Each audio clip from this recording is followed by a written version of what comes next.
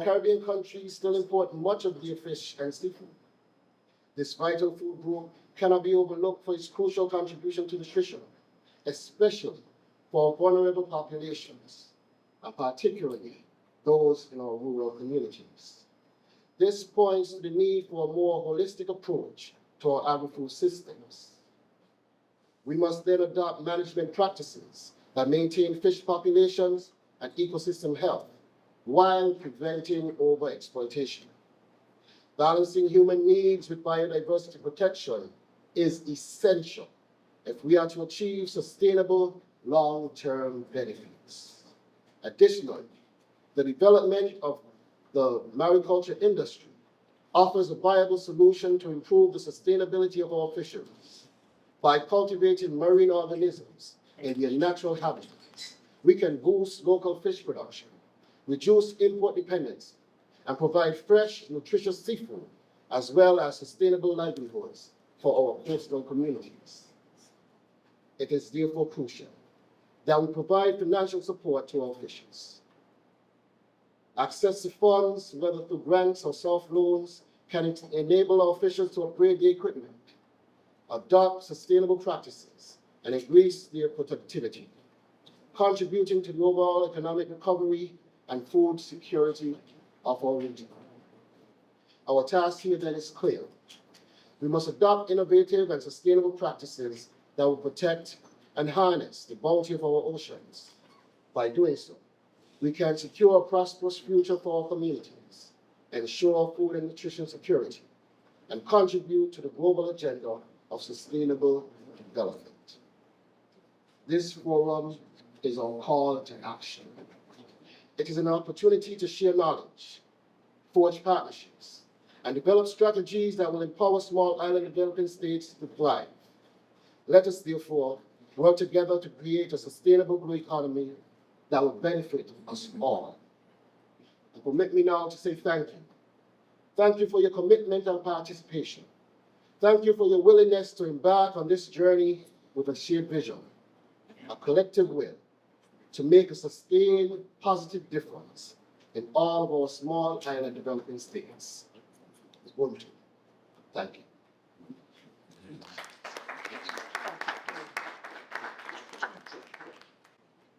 Thank you very much, Minister. So now we are going to be introducing formally the panel portion, and the topic is revitalizing economies and food and nutrition security through the sustainable use of our living marine resources. Mr. Milton Haughton is the Executive Director of the CRFM. He is a graduate of UWI and the University of Buckingham, London Metropolitan University, and University of Law in London. He has over 43 years experience in the sector.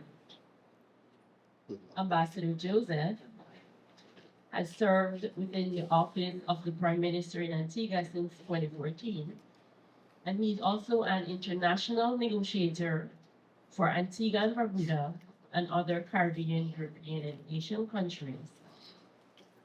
At the International Whaling Commission, the Convention for Biodiversity, CITES, and UNFAO. Dr. Gavin Bellamy is an influential leader in the field of fisheries and aquaculture. He is the Chief Executive Officer at the National Fisheries Authority in Jamaica. And he has extensive training, including training in advanced fish medicine, diseases of warm water fish, and marine culture. Mr. Kareem is a professional in environmental management. For 15 years, he now works with the Caribbean community, and he is the project officer of sustainable development and natural resource management.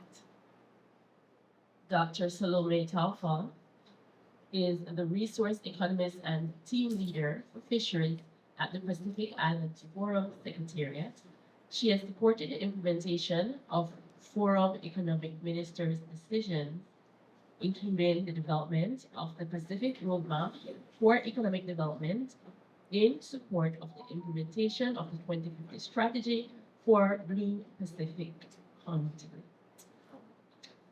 Our moderator will be Dr. Marion Headley for the section on opportunities and challenges for revitalizing states' economies and food and nutrition security through sustainable use of marine resources. And with that, we turn over to our first presenter, Mr. Milton Haughton. Mr. Haughton, please go ahead. First of all, I want to use this opportunity to extend my very, very warm welcome to all of you, the distinguished members of the head table.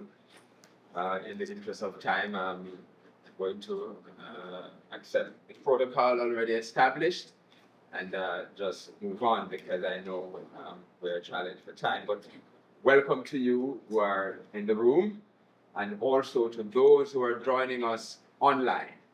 I know we have quite a few participants joining us online this morning. We're focusing on the resources of the ocean, or ocean resources. And these are extremely important for our countries. The ocean covers over 71% of the Earth's surface. And it is perhaps one of the most valuable natural resource that mankind has. According to the WWF, it's valued at over $24 trillion. That's a lot of money, folks.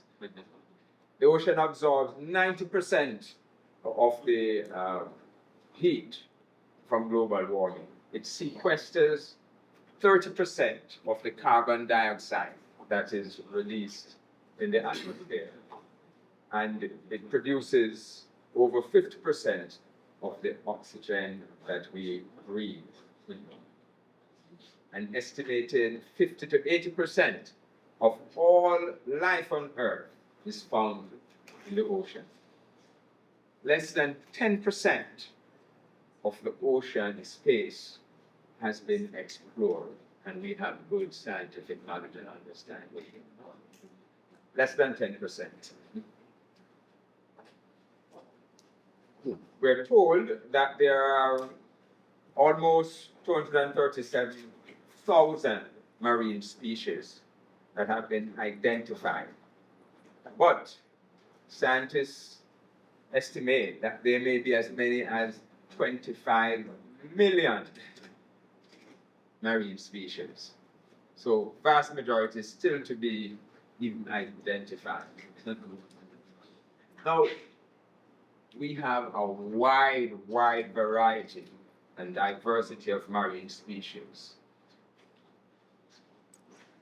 And these, a lot of them can be used to support human development, to support economic development, to support food security. Very, very important. So we have fish, reptiles, crustaceans, mollusks, marine plants, thousands of them, marine algae, thousands, planktons, etc. A whole range of marine living resources. We also have a whole range of non-living resources in the ocean. Hydrocarbons, we know, many of our countries are producing oil and gas for the hydrocarbon in the ocean. We have a range of minerals, polymetallic nodules, polymetallic sulfides, cobalt-rich ferromanganese crust, and a whole range of very useful elements, nickel, copper, cobalt, manganese, rare earth metals that are so valuable now for the technology industry. So, for small island developing states, in the Caribbean, the ocean is, in my opinion, the single most important and valuable resource that we have available. Of course, this is not reflected in our policies, because in my opinion, we tend to neglect the oceans and we really don't know a lot about it. No, with respect, and this presentation is focused on the marine living resources. And we face many challenges with the marine living resources. I just quickly mention some of them. I mean, these are known to you, but just for context, it's useful to mention them.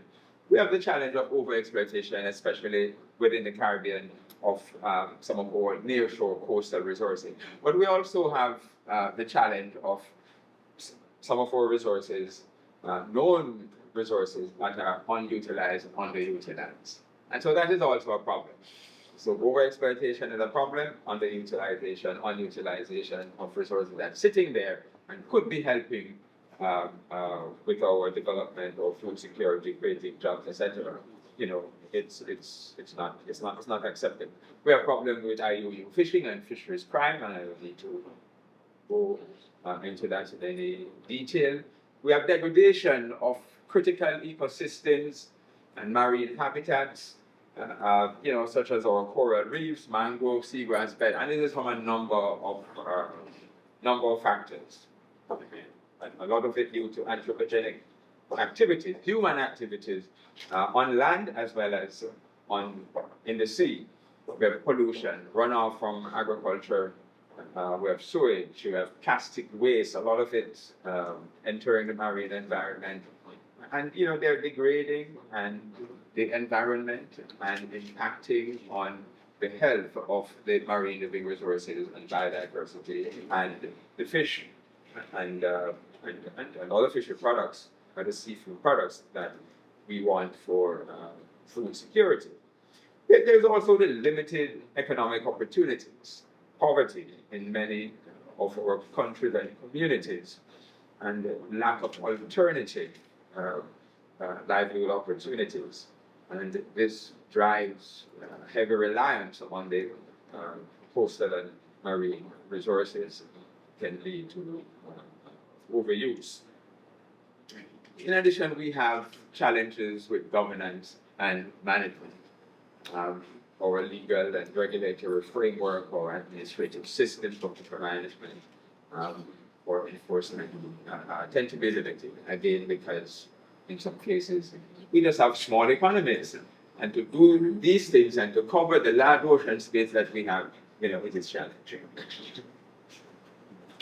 And then we have the challenge of insufficient knowledge, insufficient data and information about our marine environment. And globally, I told you, it's only 10% of the marine space that has been properly studied and explored within the region. And people are surprised when I say we have not even surveyed, I think, much less than 10% of our marine space in the Caribbean region. So we have large ocean space, but honestly, we know a little about the coastal resources, but the resources further away from us in the exclusive economic zone, honestly, we know very little about. And this is just highlighting here the overall size of our exclusive economic zone. In the CARICOM countries, our ocean space, our exclusive economic zone, not ocean space, it's really just exclusive economic zone, is almost 80% of the area we have available for development. Our land space of all the countries, Guyana, Suriname, the larger countries, Haiti, Jamaica, Belize put together, is less than 20% of the area that we have available. And this is not, I'm not mentioning here the extended continental shelf that some of our countries are claiming, because countries and some of our countries have submitted claims for extended continental shelf. So we have huge, large ocean space, and so the terminology large ocean space is now quite familiar. And fisheries and the use of the marine resources is very, very important for our countries, for food and nutrition security. I mean, we know that our people rely on the fish in our waters for food. We have fairly high per capita consumption. Global per capita consumption is about 20.5 kilogram. In the Caribbean region, you see projected on the screen there on the right, the per capita consumption. So some below global average, but overall, you know, we are well above the global average consumption of fish.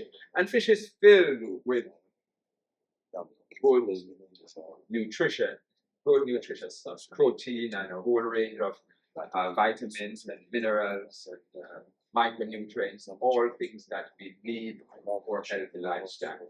But of course, the fisheries sector is also extremely important for employment, for livelihoods, for our culture, for recreation, and for the stability of many of our coastal communities. It's an alternative. This slide really just shows the production, the trend in production. The bottom one is for the wider Caribbean region, the Western Central Atlantic. So it covers the entire wider Caribbean region, including the southern United States. And you can see the trend there for the past 70 years in fish production.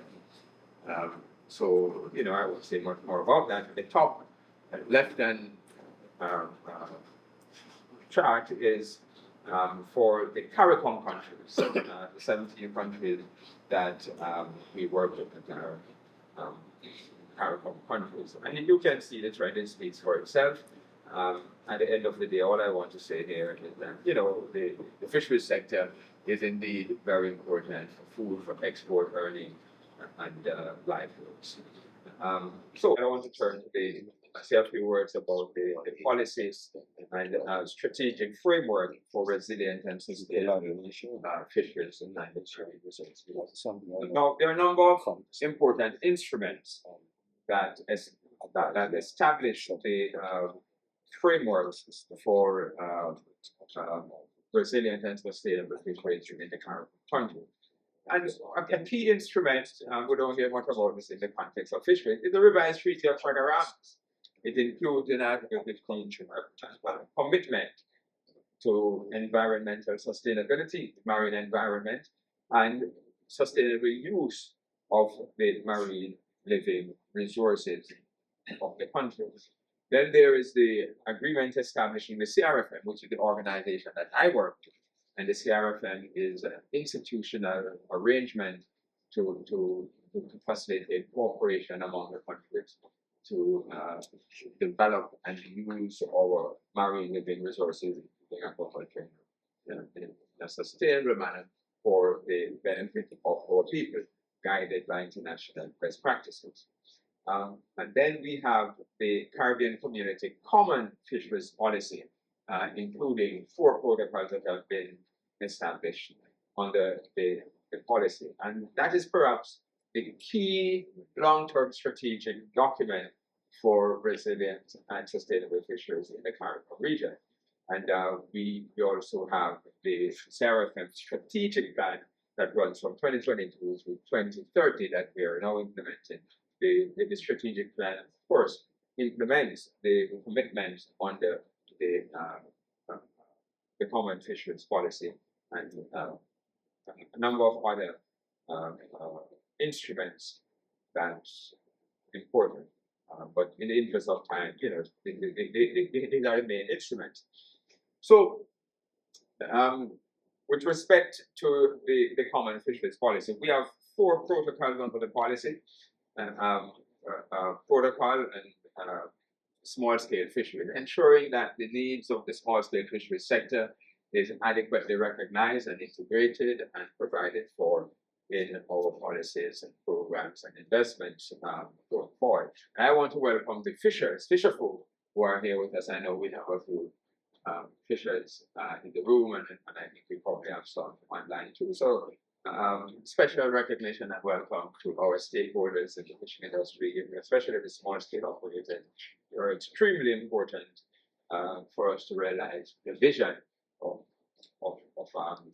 utilizing our fishery and marine living resources. We also have a protocol addressing climate change and disaster risk management in the fishery and aquaculture sector, because in CARICOM, and for our countries, climate change is so critical. It is so fundamental. It's existential threat for us. So it's all of government approach. All the people we have to work together to address it. So we do have an important protocol that sets a roadmap for addressing climate change challenges regarding fisheries and aquaculture. And then we have a more recent protocol dealing with aquatic food as a strategic resource for food security. So the ministers 2 years ago adopted a protocol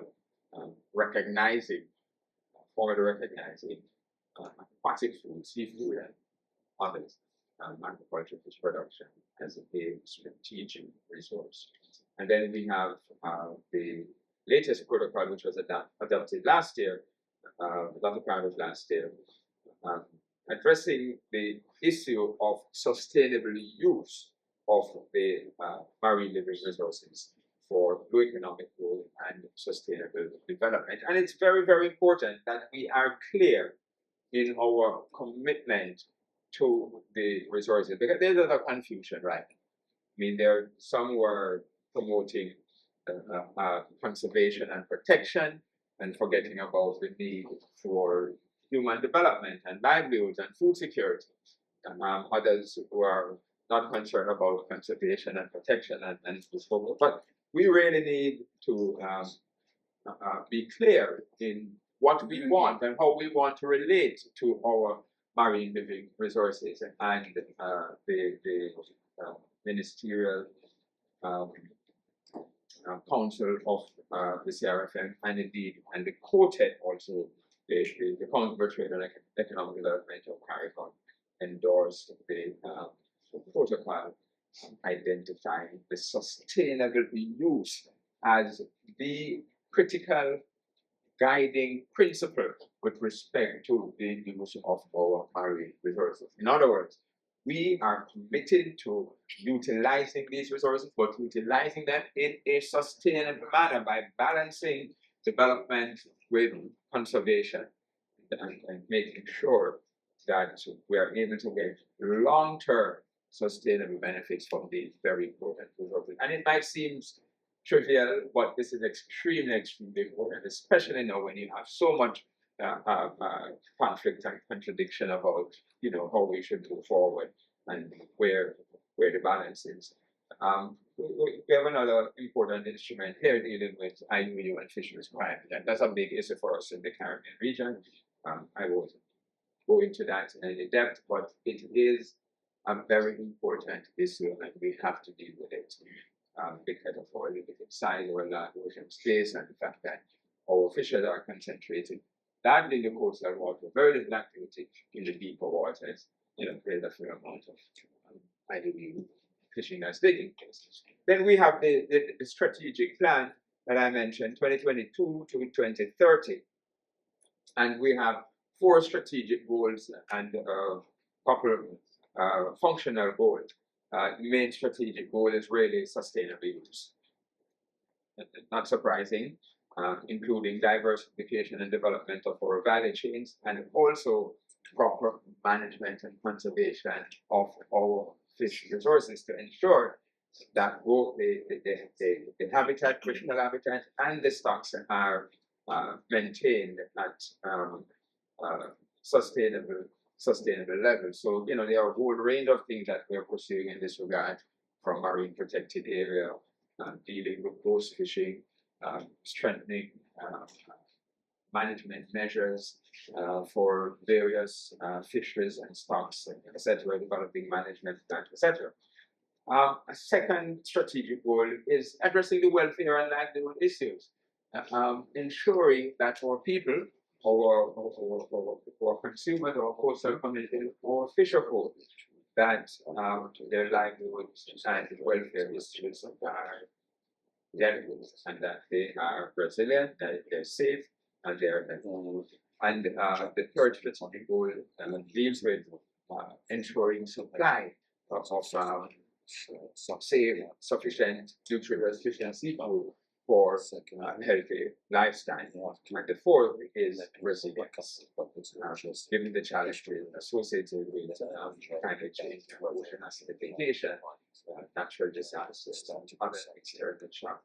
The need to invest and address resilience in our fisheries sector. And finally, I just want to tell us the penultimate slide, just mention a few of the projects that we are implementing in order to move us towards sustainable development, sustainable use, and proper management of the marine resources. And the first one I mentioned here is a project funded by the government of New Zealand and implemented by the CRFM in collaboration with Planting Food Research. And I want to recognize the presence of Dr. Terrell Thompson, a consultant working with us on the project based in Barbados.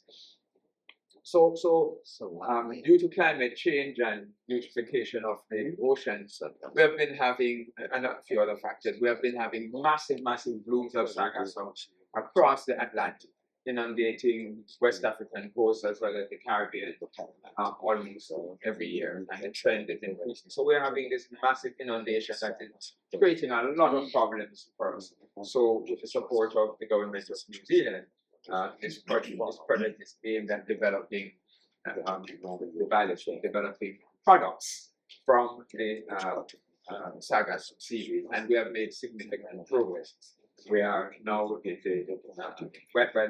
tested the sargassum to understand very well its chemical composition, biochemical composition, and then we moved in collaboration with UA and Hardy to develop a liquid fertilizer biostimulant from the sargassum, and that is going well.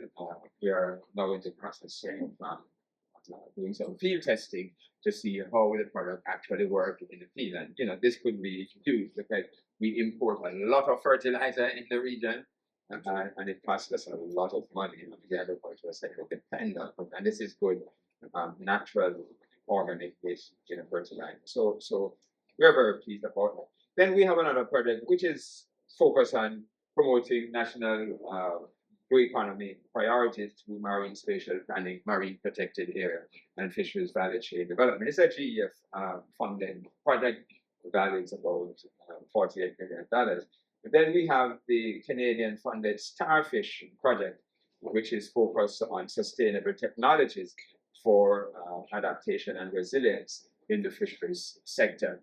Of course, also addressing the social issues, gender, youth, etc. Projects focus more on addressing climate change and oceanification challenges and renewable energy and efficient technologies in the fisheries sector. Then we have the JICA-funded Coast Fish project, which is aimed at strengthening sustainable use, conservation, and management of coastal fishery resources, in particular, including the coral reefs and the nearshore resources, fish, as well as the marine systems. And we also have the EU EDF-funded sanitary and sanitary system and this project, which is aimed at increasing compliance by CARICOM countries with international standard procedures to increase international regional trade. But those are just a sample of the projects that we are currently Right? There are others that we're working with, such as Daven there from the with the project coordinating forces for the Pro Caribbean Plus project, a follow-on from the CRFM and CRFM Plus project that we did recently. So there are a number of other projects that we lifted. So in conclusion, development of sustainable ocean economy is key for our future, for our prosperity, and for our sustainable development. So our ocean resources are critical for our long-term future. So we depend on our ocean for food and nutrition security. And we will be even more dependent on the minister in his presentation this morning. In his working remarks, mentioned the fact that we are still importing a lot of fish and seafood for our people, for food security, but also for the tourism sector. And we have to change that. I know we export a fair amount of goods, similar to what we import. And we export high value products like lobsters and green pound, etc. But there is no reason why we cannot be self-sufficient in seafood and fish production through aquaculture and through utilizing and diversifying our fisheries. So fish and seafood, they are essential sources of protein and mineral micronutrients. And so we must use and protect these. We must balance development and protection to ensure that we have long-term access and get long-term benefits from these, especially as we think about the future. But of course, sustainable use of the fisheries resources is only possible if we are able to protect the critical habitats and ecosystems that these living marine species are dependent on. And we're facing huge challenge there, especially brought about by climate change, acidification of the ocean, and pollution of other. So we have to pay attention to that. And so healthy ecosystems such as the coral reefs, the mangrove, seagrass, they are also critical for protection of our shoreline and the infrastructure on land. When you see how mangrove swamps actually diminish the energy from the storms and sea surges and storm surges, etc. It's amazing, and how the mangroves protect the land from erosion. It's amazing. We really need to make sure we invest in rebuilding our mangrove, our other ecosystems, seagrass that are so important for the health of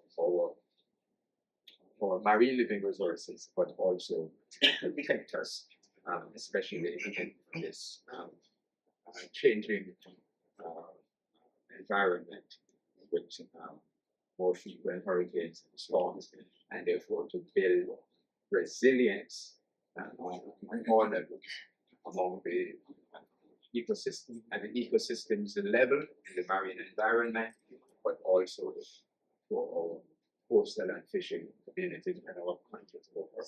So, all in all, these marine resources are critical, and for processing, we need to recognize that we are dependent on these resources than many of the other countries. And I find that in our region, in my opinion, my humble opinion, we're not giving priority to these marine ocean resources. So, but I think the time will come when we will have to pay more attention to these, because these resources are what, in my opinion, will save us as a region, as a people. So I know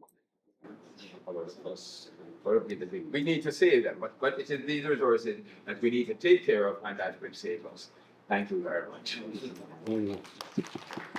Thank you also, Mr. Haughton, for that very comprehensive presentation, Road to Resilient Fisheries. Next, we'll have Ambassador Joseph, and he will be speaking on leveraging collaboration and innovation to drive sustainable use of the Caribbean living marine resources.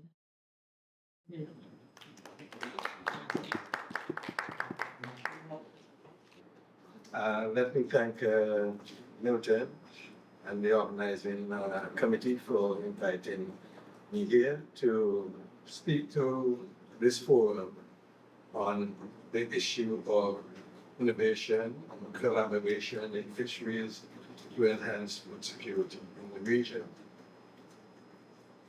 To move into that point, I would like to put a historical perspective on the fisheries industries in the Caribbean.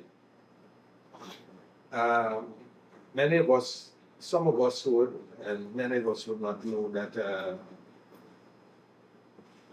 fishing industries in this region started almost like an accident. That is very important for us to know that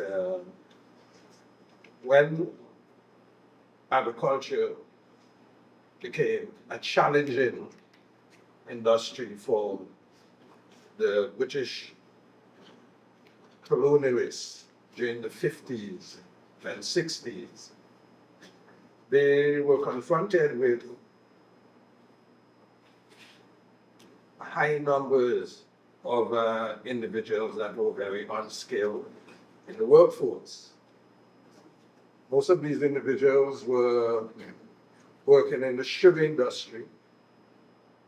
After sugar and its importance and its scope was reduced, the colonial government found it important to find an avenue whereby this unskilled labor could find some sort of subsistence existence. And they went to conceptualize how they can use this workforce, this unskilled workforce, within the framework of the subsistence economy that existed not only in Antigua and Barbuda, but across the Caribbean. So they developed institutions like the Fisheries divisions as part of the Ministry of Agriculture, and put in place a subsidy program that would attract the unskilled workforce into the industry.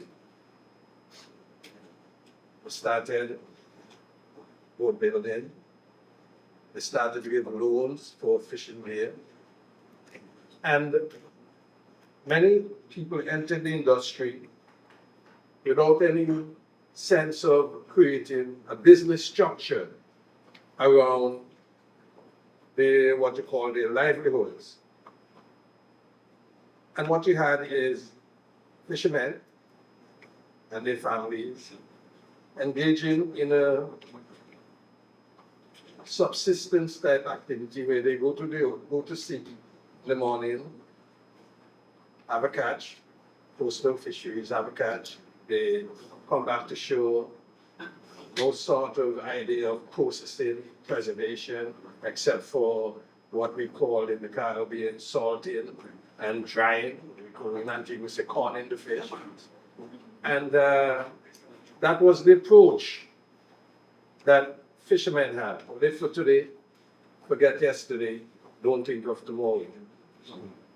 And that concept established the foundation of what we have now as a fishing industry that were never conceptualized to be either sustainable as far as livelihoods are concerned, or taking a role to provide food security. At that time, fish was looked at as a cheap source of protein.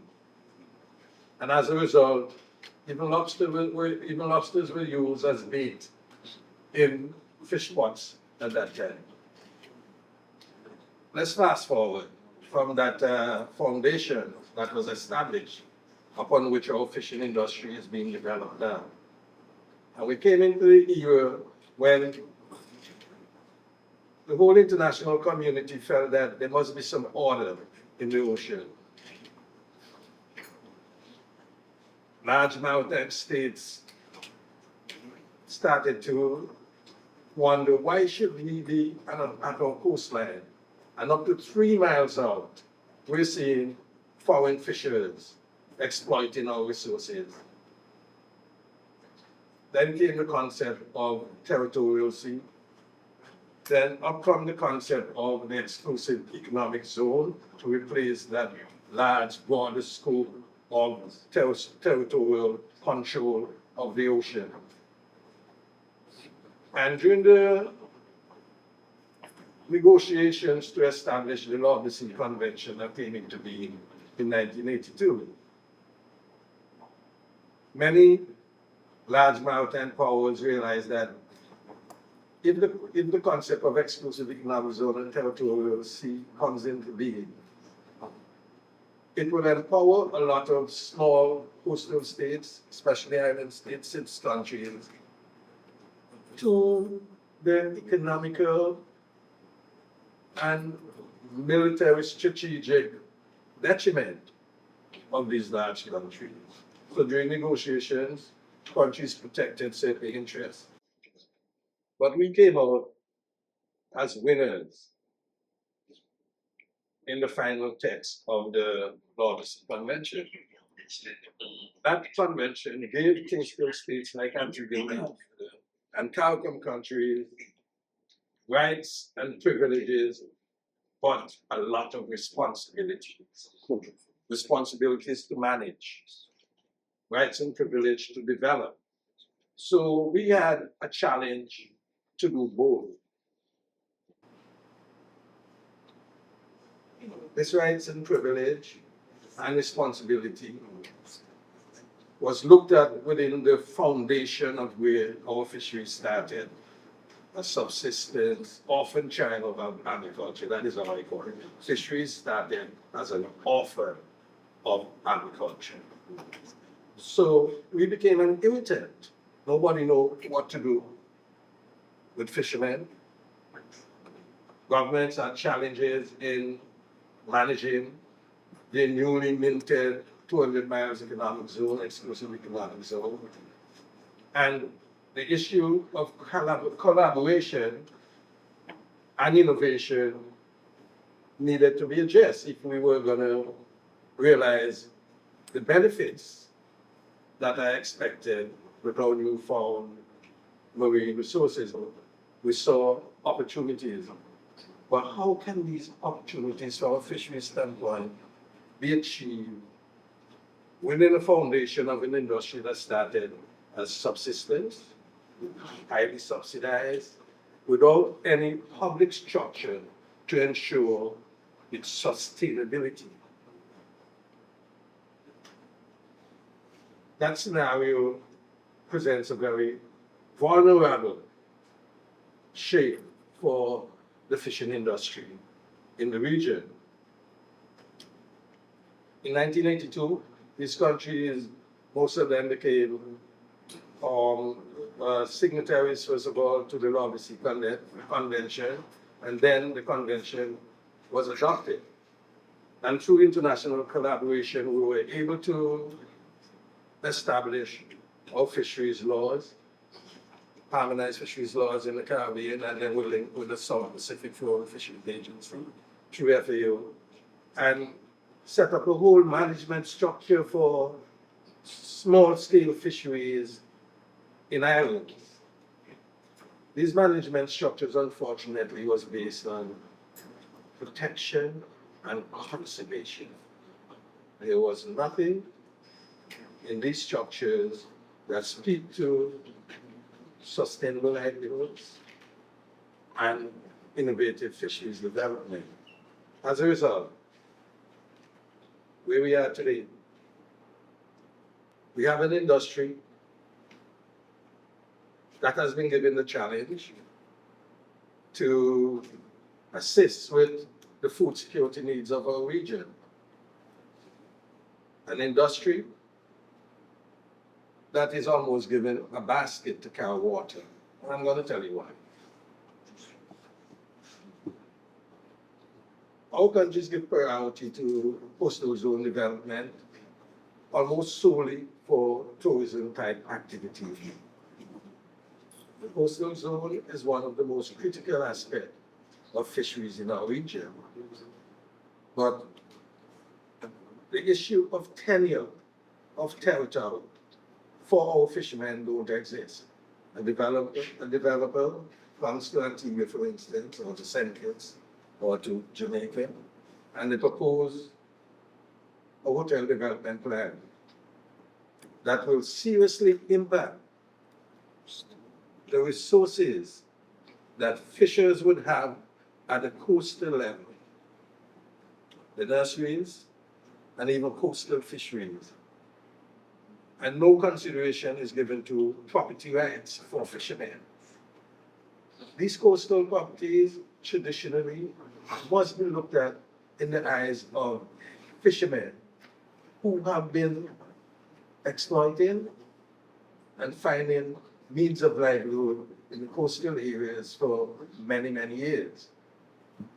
During negotiations, no thought has been given to how can we compensate the fishers and their families, and even the industry itself, so that it can continue to provide and meet the challenge of food security in your region. So you consider employment, so a hotel will provide 400 jobs. The fishing industry just provide marginal jobs. Remember, I told you the foundation upon which our industry has been providing a mentality to politicians and developers that we're just irritants. Fishing has no role as a leading sector in our economies. When all of that is said and done, you find that you're giving property rights to a development to own the coastal area. But those that were there before have no property rights. How can you reconcile that in an industry and expect that fishermen and their families and other prospective entrants in the industry would have any confidence in that process?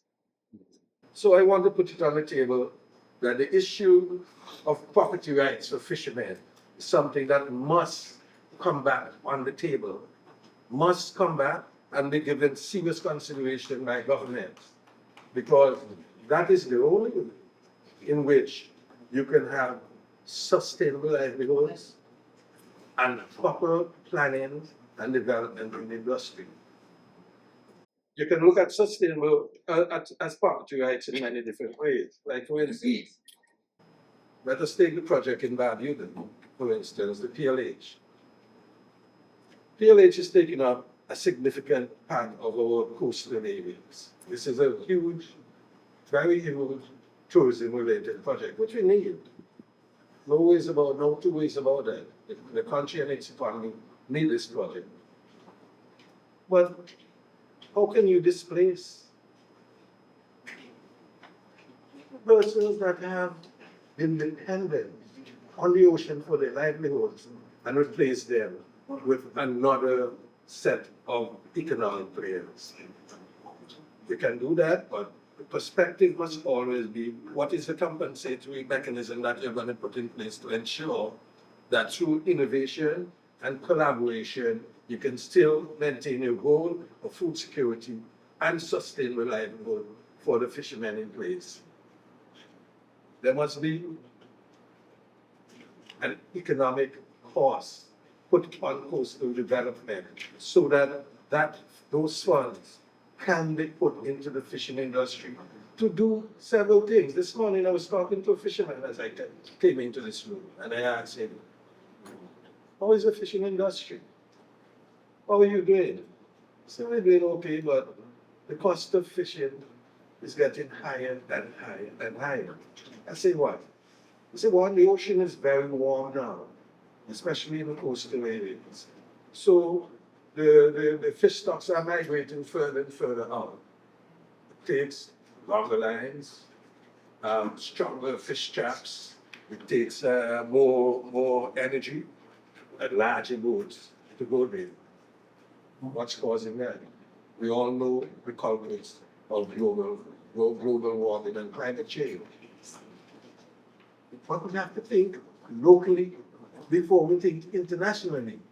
Because while we're blaming all of the international players for warming our ocean, right here before our eyes, we're seeing the displacement of fishermen through big corporation and big business. How can I tell fishermen there that you must continue to provide food security for our country, but at the same time, the areas that we used to fish that is being destroyed, that's not our business.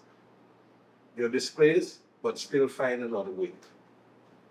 No development project should encroach on the livelihoods of the original people that were involved in that space, unless there's a proper and innovative mechanism to ensure that one, we maintain our goals of food security, and two, we maintain our goals of sustainable livelihood for the traditional people that have been operating in these areas.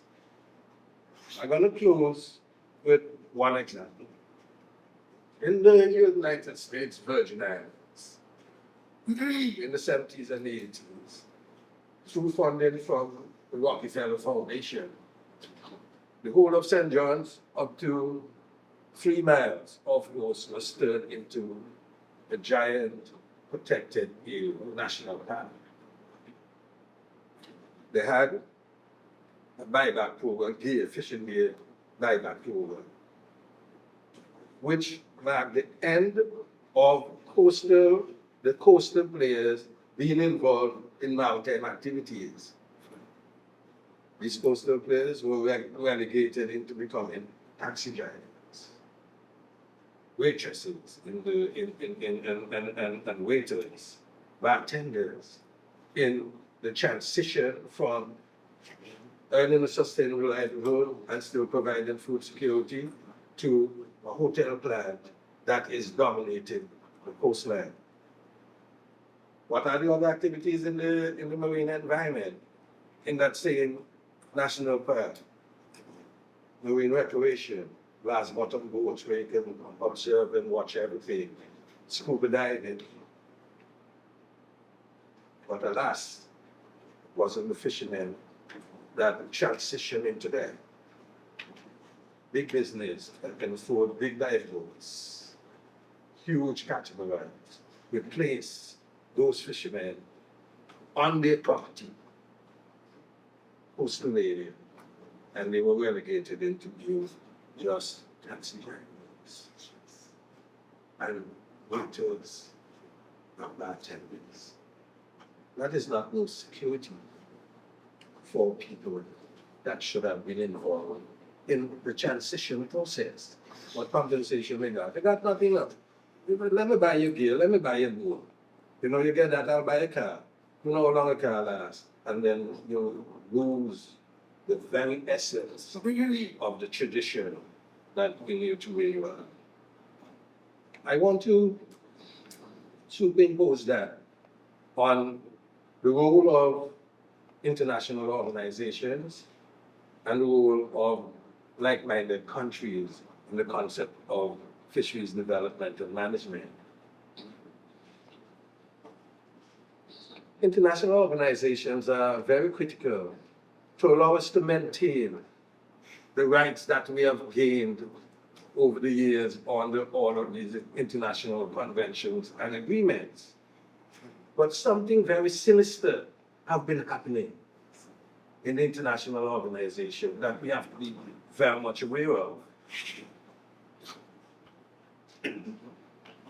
The Green Deal is huge in European and American, and in European countries and the United States. What is the Green Deal?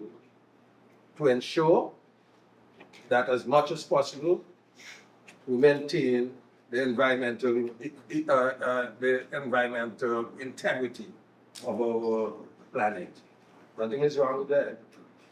But what is fundamentally wrong is that the programs in that Green Deal is driven primarily from Europe and the United States and being imposed on small developing countries that just do not understand from whence this Green Deal came.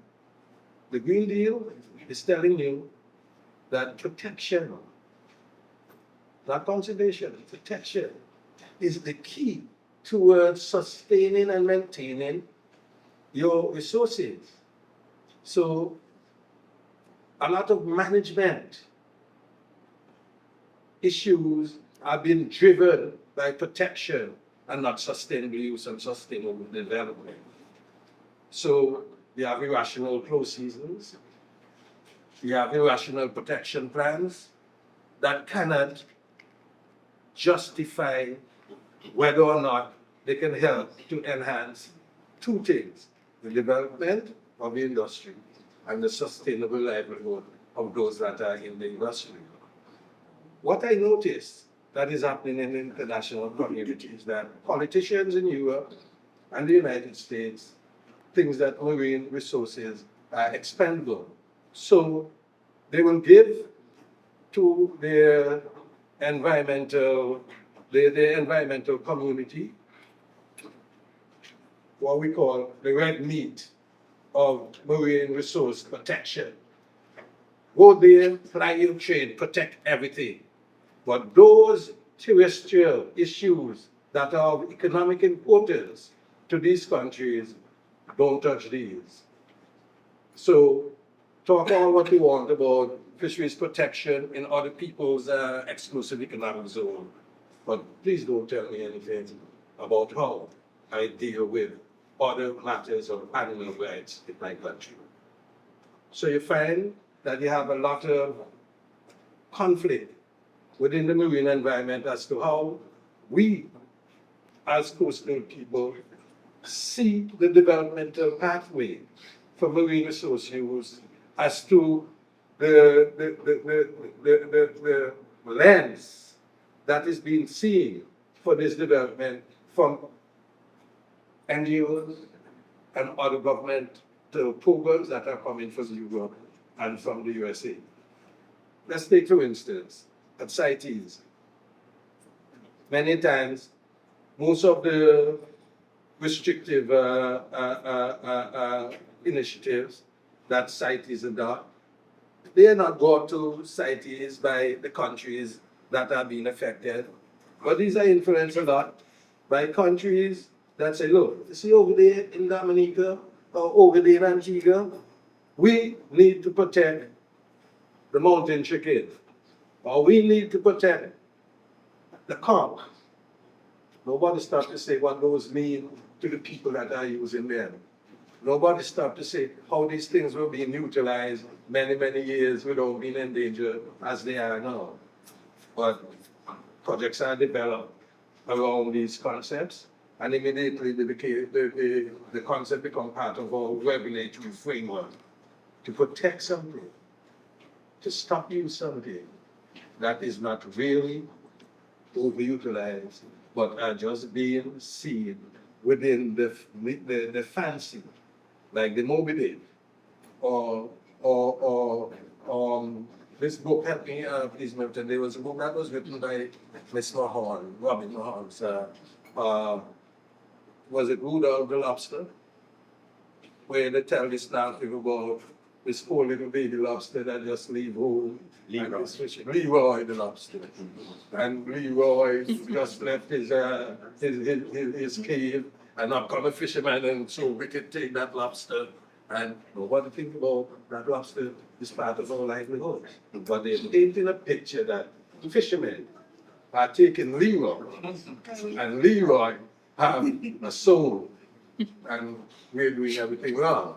And that is the protectionist posture that is being placed on our resources. That is wrong. We understand the issue of sustainability. We understand the need for conservation. But what we do not understand is why should we adopt something that has nothing to do with the sustainable use of the resource, but just protecting it because it is a pet project, or it is seen through the lens of a country where the oil is like oil elephants. I want to get back on point and wrap up. But what we need to understand is that we have to collaborate with like-minded countries, like-minded organizations, NGOs, that see the use of our resources within the framework of how we ourselves sees it. Because if we don't do that, we will have a problem in terms of setting developmental programs and developmental plans that can benefit us from the standpoint of food security and sustainable livelihoods for our people. So the time has come for us to look at property rights for our fishermen, as far as the ocean is concerned, for us to look at setting the dichotomy between preservation, protection, and sustainable management. So I'd like to just put that on the table for now and end right there on the chair. Thank you so much. Very well said. And we certainly look forward to hearing from you again as we close off this seminar a little later on. Next, we have Dr. Daven Bellamy, and he is the Chief Executive Officer of the National Fisheries Authority in Jamaica. And he will be presenting on Caribbean fisheries authorities as change agent in achieving food and nutrition security through sustainable use of marine resources, the Jamaica experience. I have a difficult job after the two esteemed presenters before me, but I will try my best. So the topic is Caribbean Fisheries Authorities as change agents in achieving food and nutritional security. So let's start off by first giving a simple definition of food and nutritional security. And that is the access by all at all times to sufficient and adequate nutritional and safe food for an active and healthy life. So there's no argument that fisheries products are both healthy and beneficial to all, and with proper management is a safe source of food. And that was demonstrated in Mr. Haughton's presentation when he showed the nutritional values for fishery products. Some of the pillars for food and nutritional security, which I'll just deal with, is food access, affordability, nutritional, increased yields, environmentally sustainable production, variety of sustainable food, and decrease in food loss. So with those things in mind, came about the creation of the Fisheries Act and the National Fisheries Authority after the Fisheries Act of 2018. It showed some of the concerns that were being experienced prior to the creation of the National Fisheries Authority, that the sector challenges were overfishing of coastal reef fisheries, minimum compliance and enforcement, inadequate diversification of fisheries, inadequate R&D, data collection, and education. And that's both education for the fishers, fish farmers, and the public on a whole. So with the advent of the Fisheries Act, it created the National Fisheries Authority, which moved from the Fisheries Division that only had two branches, the Aquaculture and Capture Fishery branches, and moved to 4 divisions. The divisions were Direction and Administration, Captures Fisheries, Aquaculture, Fisheries Compliance, Licensing and Statistics Division. This led to a more focused and effective approach to the management of the sector and to address and improve the availability of fishery products, proteins from our blue economy, and the development of our blue economy and our fishers on a whole. The main function of the technical divisions are listed here.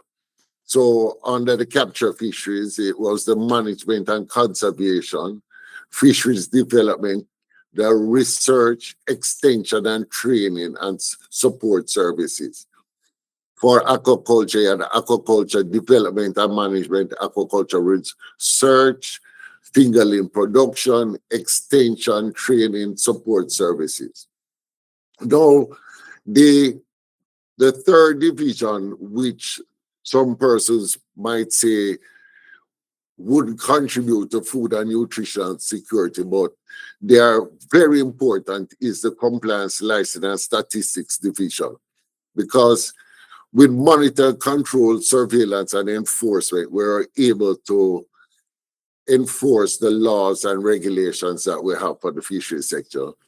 Licensing fishers and fish farmers, vessels, and facilities, and producing statistics which allow us to guide programs and projects going forward.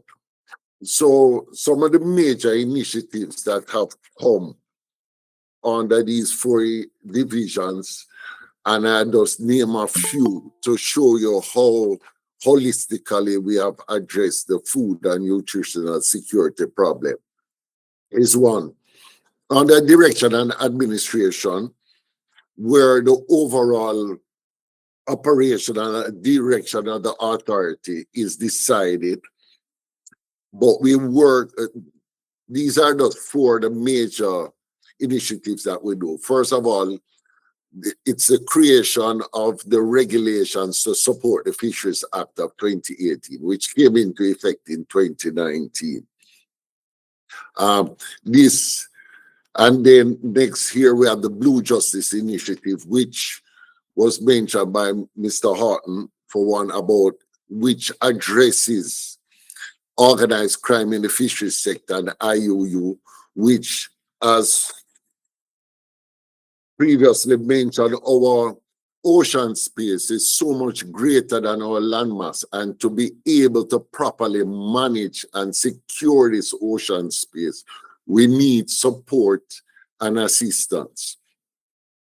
Through the Blue Justice Initiative, there has been the creation of the Blue Justice Caribbean Hub, which is a regional response to the problem and issues of organized crime in the fisheries sector and IUU. Next, we have, where through the administration and direction division, partnerships with regional and international organizations, partnerships with the CRFM, the FAO, bilateral arrangements with other nations. One of them that I'll bring to your attention is the bilateral arrangement and work that Jamaica has been doing through the National Fisheries Authority with the Japanese government. And through that, we have been we are the recipients of a grant that will provide us with a research vessel that will facilitate us fulfilling one of the issues that Mr. Haughton mentioned, where we have such large marine resources, but we don't know what is there. We have done less than 10% of R&D in our fisheries waters. For Jamaica, our fisheries waters is in excess of 25 times our landmass. So with the availability of this vessel, we'll be able to do R&D in our EEZ, and our ambition is to also help our regional partners or other Caribbean states. Next point that I have here under the initiatives under the direction and administration is the WTO agreement. This is the fisheries agreement that I'm mentioning here specifically. This agreement, we small island developing states, large ocean states have to be very vigilant when going forward to make sure that when this agreement comes into force, we will still have the policy space to help to develop and exploit our fisheries resources. Because as the previous speaker mentioned, Mr. Joseph, that there as small island developing states, we are the brunt of a lot of the restrictions and not sustainable use, but conservation. And we need to be sustainable in our use, because the pillars of food security is food access, affordable food, nutritious and healthy foods, increased yields, environmentally sustainable production, variety of sustainable foods, and decrease in food loss. So we need to be looking at sustainable use of our marine resources. Under our technical divisions, some of the major initiatives that we have been implementing to address the food and nutritional security issues are under capture fisheries, management plans for conch lobster, sea cucumber, sea moss, expansion of our fish sanctuaries. Now in Jamaica, we have approximately 11,000 hectares of fish sanctuaries. The development of our offshore pelagic fisheries, that's our fad fishery and long line, unlike our partners in the Eastern Caribbean, that's not a well-developed part of our sector, and developing underutilized fisheries and climate-smart technologies. The aquaculture division also deals with the introduction of climate-smart aquaculture systems and practices. We do training in pond construction and management of our aquaculture enterprises. We do broodstock development, fry production, oyster production, freshwater prawn.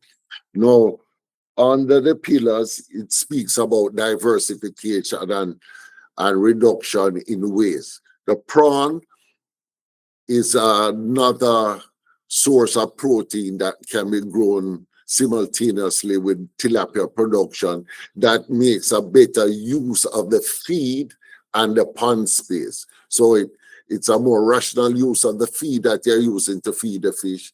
It makes better use of the pond space. So it's rational, it's sustainable. We are developing a recirculating aquaculture system, hatchery, to increase the fry production, and post-larva, we are also dealing with post-larva production. The other point here on the aquaculture is promotion activities. Promotion activities is both to inform the public of the availability of products, the benefits of consuming the fisheries products, and allowing the farmers and the public to know the benefits of our aquaculture products and to assist in the distribution activities. Our final division that I speak about is the Fisheries Compliance Licensing and Statistics Division. Through this division, we license our fishers, as the name implies, and we have created to make it easier and more reliable for our fishers an online, a web-based licensing system. It's more convenient, it should be faster as we get rid of all the kinks, and more convenient for the fishers. It increases and improves data collection. Data, without data and R&D, we cannot inform logically programs and projects to increase the production, diversify the industry, and to have more sustainable production of food. The improvement of compliance and enforcement, that is to make sure that we maintain our closed seasons, maintain our zonings, make sure that the activities at sea are within the law so that it will allow for sustainability and proper management. And we produce statistical reports which will inform the nation. So how these initiatives really help in our addressing food and nutritional security. For one, improved catch. Through the FAD fishery, longline fisheries, and development of underutilized fisheries in Jamaica, we have improved the catch for our fishers. That also improves their economic base of our fishers and our rural and coastal communities, which will allow them to be able to purchase other food. So our fish sanctuaries that facilitates an increase in biomass and diversity in our protected areas and allow for spill-off where our fishers are able to harvest larger and a more diverse selection of fish outside of the sanctuaries. Now we're dealing with R&D for fish size education. The fish size education is to ensure we protect our immature fish and allow for the reproductive cycle of our fish to be maintained and at least maintain our stocks.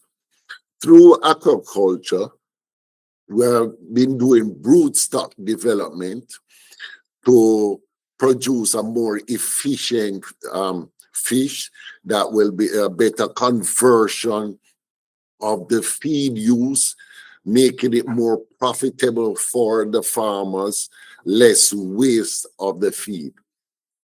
And both in our aquaculture and captured fisheries division, we do training for farmers and our fishers to inform them how to have better yields so that we have more product available and safer practices at sea, and also post-handling techniques are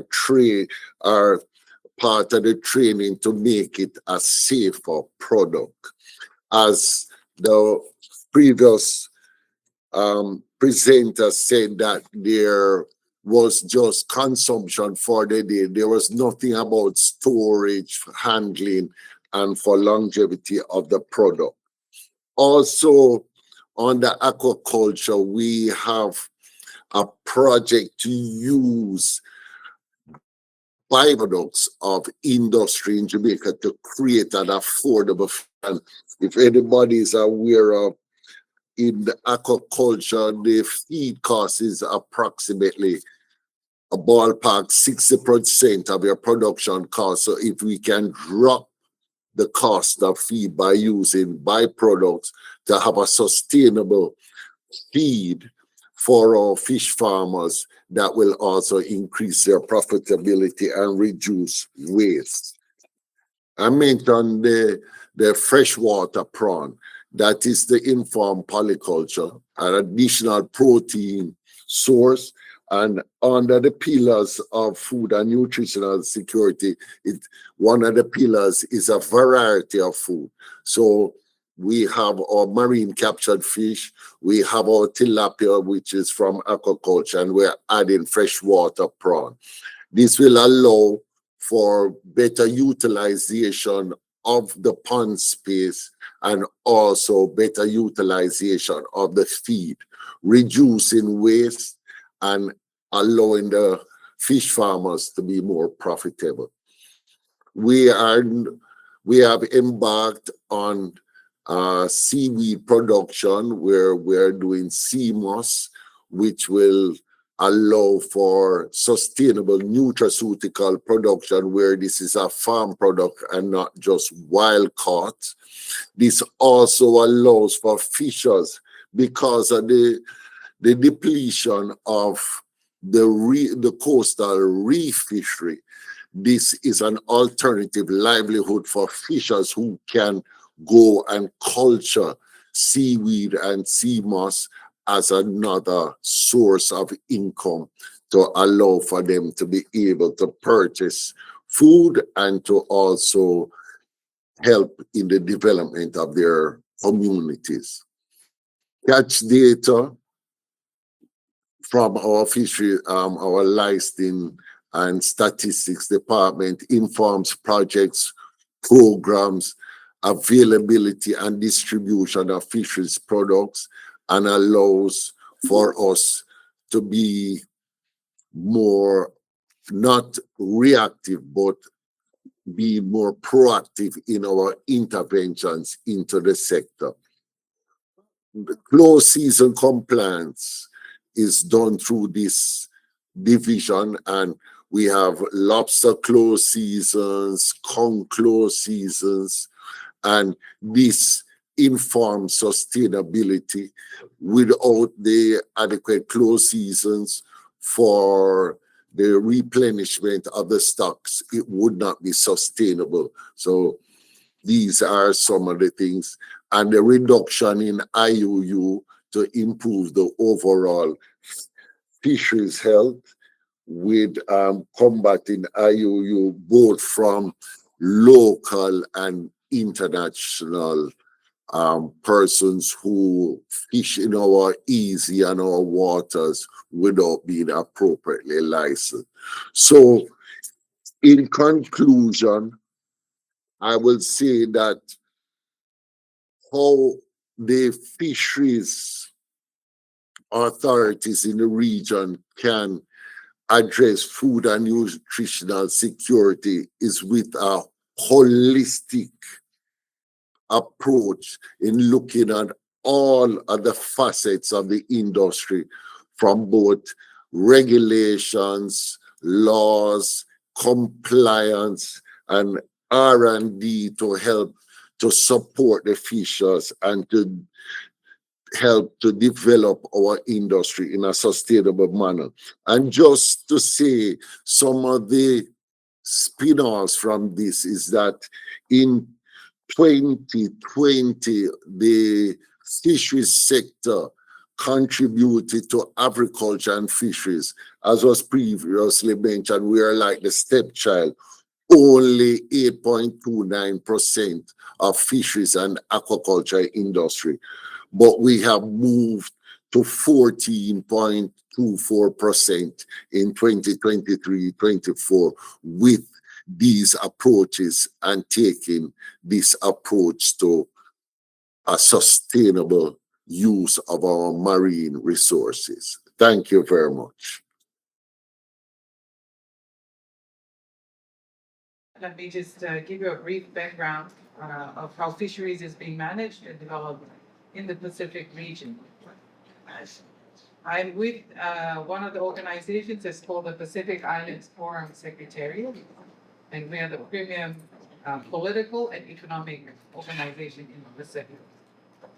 And it was the wisdom of our leaders that they set up another regional organization that's called Forum Fisheries Agency, that was mentioned by one of the speakers earlier, which looked at managing our fisheries resources, particularly the tuna fisheries, the migratory fisheries.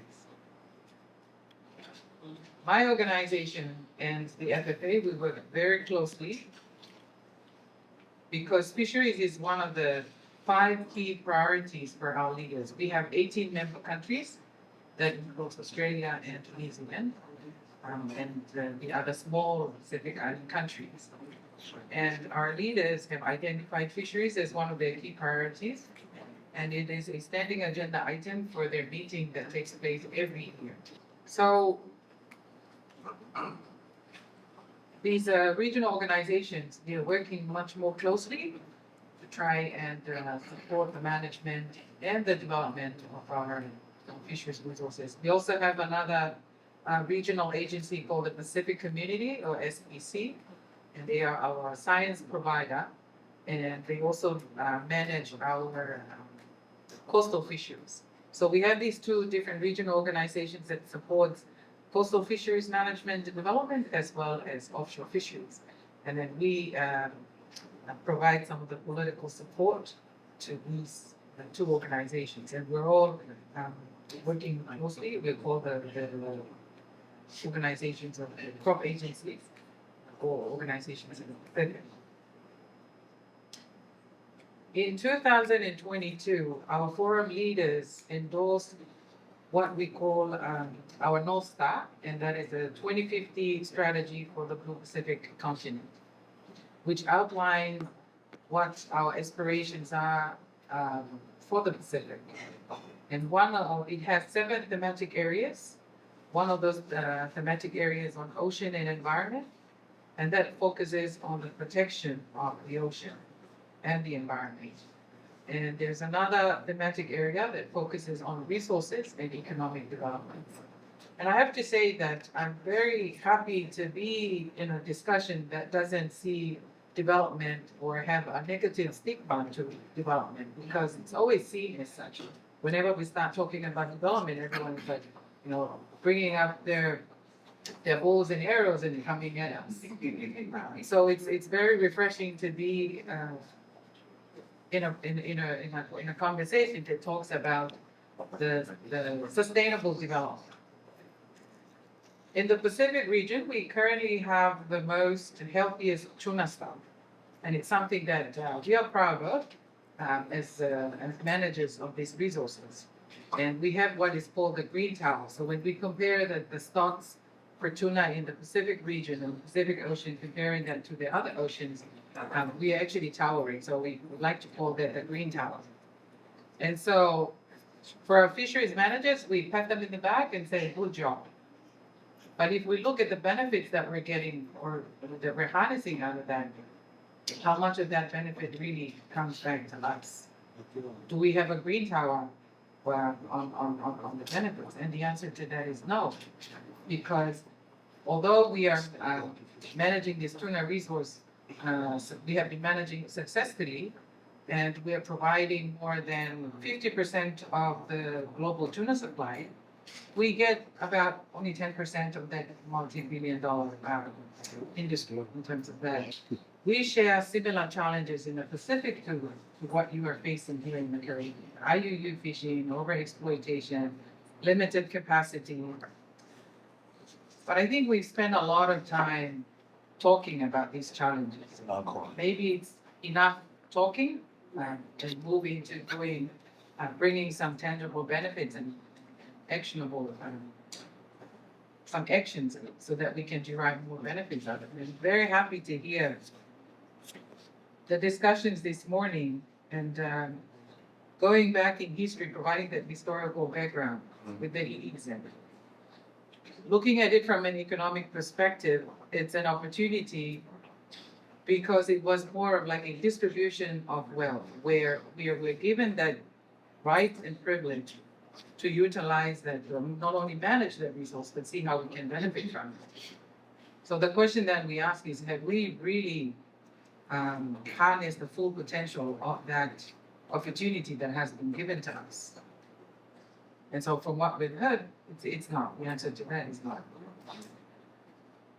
So with this long-term strategy that our leaders employ, we are now working to develop what is called the Pacific Roadmap for Economic Development. And in the heart of that is fisheries. Part of the work that we're working with the FFA on is there was an initiative that our fisheries ministers endorsed last year, and it's called the East New Britain Initiative. It's a funny name, but funny names always catch the attention of people because East New Britain is actually where the place that it's an island in Papua New Guinea where this ministerial meeting took place. So instead of calling it a fisheries initiative, it's called the East New Britain Initiative. And there are two concepts or two initiatives in that. One is to develop the hub and spoke approach. We use the hubs and spoke approach to develop fisheries, and setting up of a regional fisheries development fund.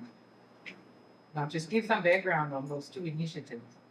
So the hub and spoke, as small island development states, we are scattered, and we can't do anything about that, our geographical location. But that doesn't mean that we can't find our way to work around some of the challenges that isolation has.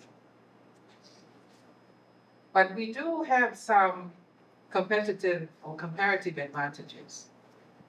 For example, one of our island countries is Kiribati, and it has the largest EEZ.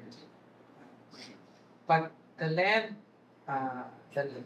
base is very small, just like most of the islands here in the Caribbean. But it has the most productive fishing grounds for tuna. So if you look at their effort to try and add value to the tuna, processing on land, it's very challenging because access to water, affordable power, or even accessible to power is very challenging. But those things are necessary for onshore processing.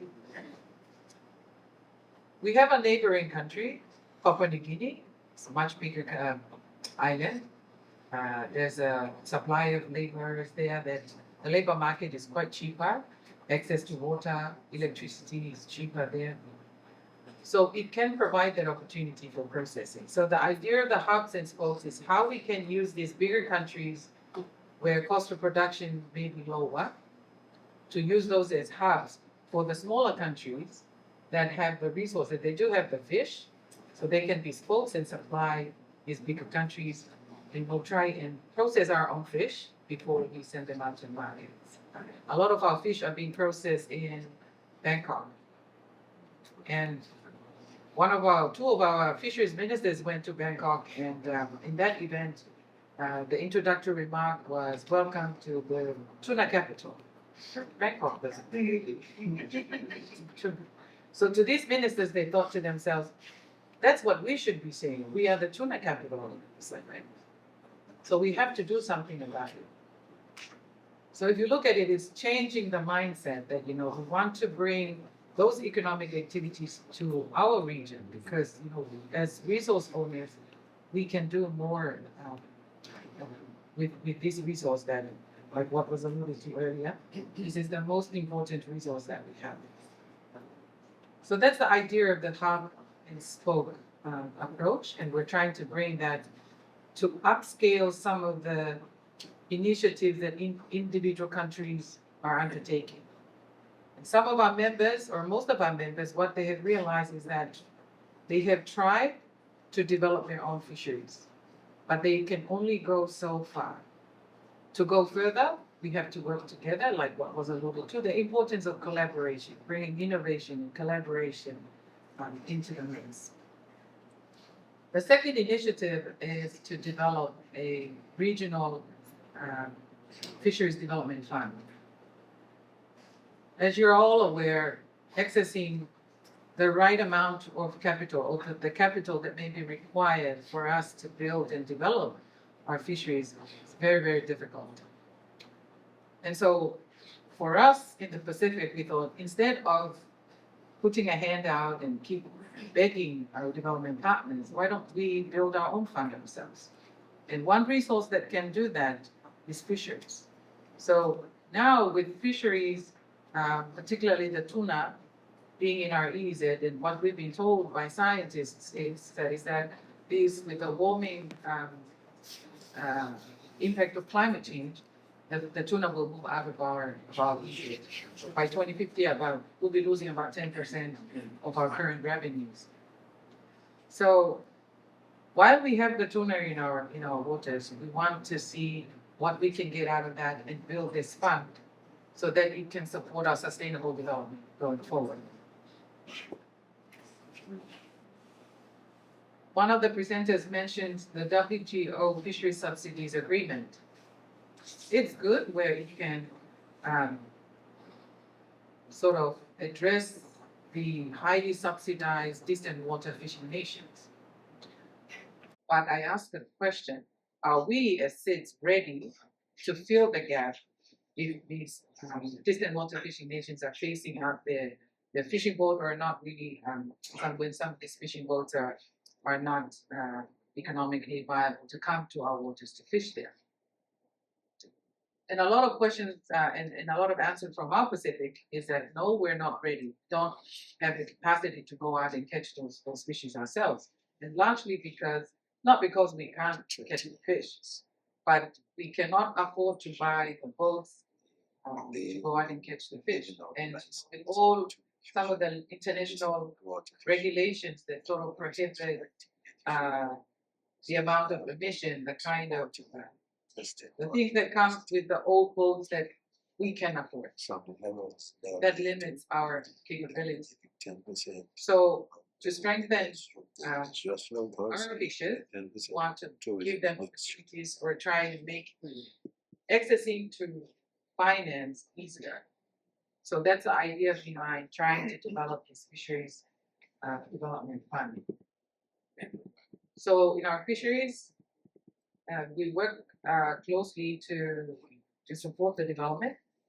And one of the things that we are trying to improve in cooperation and collaboration, not just amongst fishers, because when we look at fisheries development, you have to work with other related sectors, like finance, like trade, infrastructure. Those things, you will need them to develop fisheries. So what we're trying now to do is see how we can bring cohesion to our policies. Some of our finance people are the ones who put in place policies that some of them at the moment are not very good for investors. How can we create environment that is investor friendly? So that's why it's important that we talk to these other sectors. How can we put in place trade agreements that's conducive to us so that we can try and get our products to the market at a lower tariff or perhaps no tariff at all? So policy cohesion is very important when it comes to fisheries development, so that we're not just focusing on our fisheries. We need to see how best we can work with other sectors in order to support our fisheries development. To wrap up, I can't emphasize enough the importance of collaboration. Maybe not just in our part of the world. From what I'm hearing, it'll be important to work in collaboration with yourselves. There's a more we can learn from you, and perhaps there's something you can learn from us too.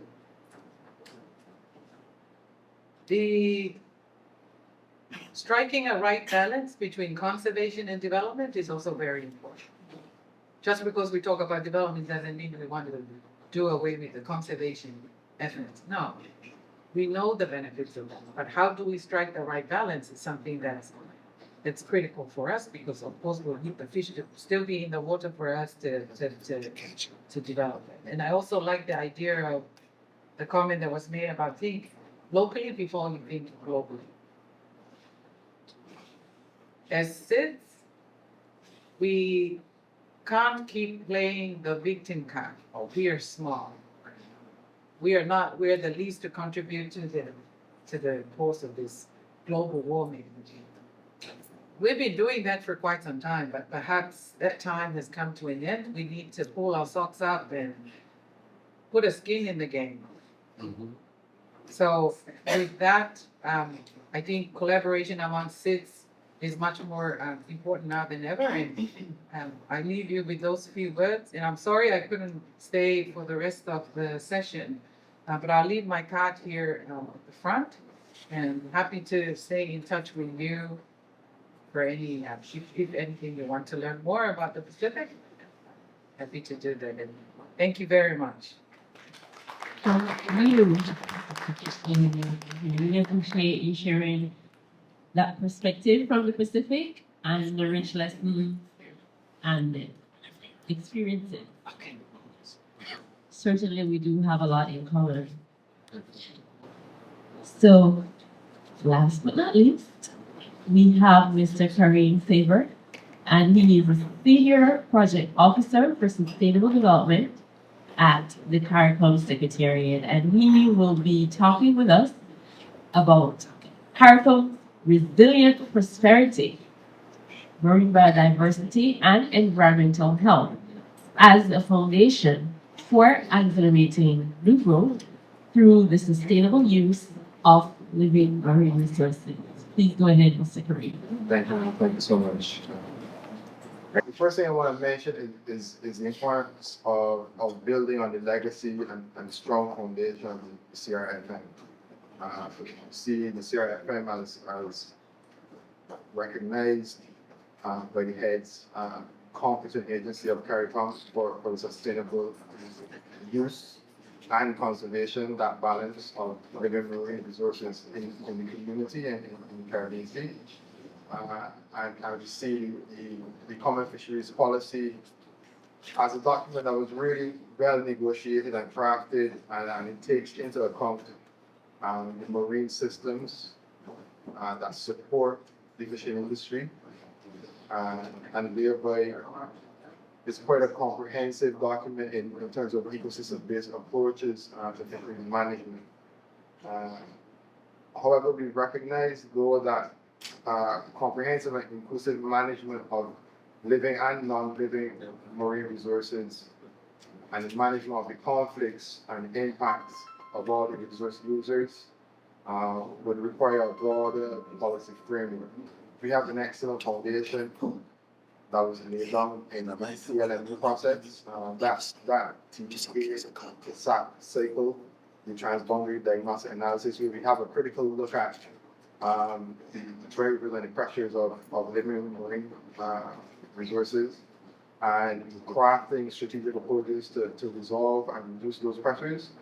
And then the accompanying governance frameworks that we've been evolving over the years. And that's another strong foundation that we have to build on. But at the moment, it's largely focused on transboundary living resources and not other resources. And thirdly, the Eastern Caribbean Regional Ocean Scale Policy. That is one comprehensive policy framework, but again, it's limited in geographic scope, however. So we've been looking at these kind of three dilemmas as we've come to the conclusion that we need a CARICOM ocean policy and a CARICOM governance framework that feeds along with the forum of ministers that CRFM has a more structured mechanism to feed ocean matters and decision making to our environment ministers, to our trade ministers, and also to the heads of government. And we also recognize the governance complexity in the region as it relates to marine management. And we know about the work from Professor Mahan, probably a few decades back now, highlighting the complexities of ocean management in the region, ocean governance, and the complexity has only increased since then. And more recently, Dr. Kareem Hassanali, one of our colleagues from Trinidad, he did some excellent work through the University of Malmo, the Maritime University, and it gives some excellent insights to recommendations for ocean governance and marine governance in CARICOM. So what we wanted to do was tie several of these strings together, really. And we've managed to secure some support from the UK government to do just that. So the first thing we want to do is recognize that there are existing policies and strengths and institutional frameworks that we want to build on, but also recognize that there are institutional gaps. And the second thing we want to do is there's been global conversations over the last couple of decades on the economy, but we're not satisfied that we have a common agreed upon regional definition and understanding of what the economy means for us. And we heard some really important points from Ambassador Joseph about the importance of UNCLOS and the opportunity that brings, but also the importance of balance and sustainable use and not being imposed upon a purely conservation agenda. So we want to have a CARICOM understanding of what the economy means for us. We want to bring several stakeholders together to have that discussion. The third thing that we want to do is discuss and agree on common priorities and a framework for understanding the regional priorities and a suite of regional initiatives and tools that we need to be developed to support of national level and regional initiatives in rural economic development. Fourthly, we have an overall objective, of course, to support the implementation of the Rights Treaty of Ramos, and it's a very people-centered treaty that brings CARICOM to cooperate on areas of trade and free movement and human development, but all for the livelihoods and well-being of CARICOM citizens. And there's several priorities our heads have articulated over the past few years, and two of the priorities are actually in the title of this, which is Revitalizing Economies and food security. We have other priorities that our heads have pronounced on, such as regional transportation, especially mountain transportation, sustainable tourism, climate change adaptation, and resilience. So we felt like there's a blue colored contribution that we can make to all of these priorities and to the overall implementation of the Rights Treaty of Ramos. And finally, fifthly, in my intentions, want to support that is led by a multi-stakeholder engagement and governance arrangements. So the ministers have already called for the establishment of a technical advisory group of CARICOM institutions for ocean matters. It's called the CARICOM. It sounds like a medical procedure. But what we've done with the CARICOM is that we assembled several CARICOM institutions, and we've had some initial discussions so far, led by our Assistant Secretary General for Trade and Economic Integration, and deputies by the Executive Director CRFM. As we began some discussions on drafting terms of reference and how we would like to operate, how we would like to cooperate. So now that we have some resources from our partners to do a blue economy and ocean governance framework for CARICOM feeding into heads of government, we will mobilize this technical advisory group. Another technical advisory group is related to the deep sea. You may know that there's been over a decade now negotiation of a global treaty on biodiversity beyond national jurisdiction, and we felt because of the importance of oceans to cities, we felt we needed to sit at the table in this global treaty.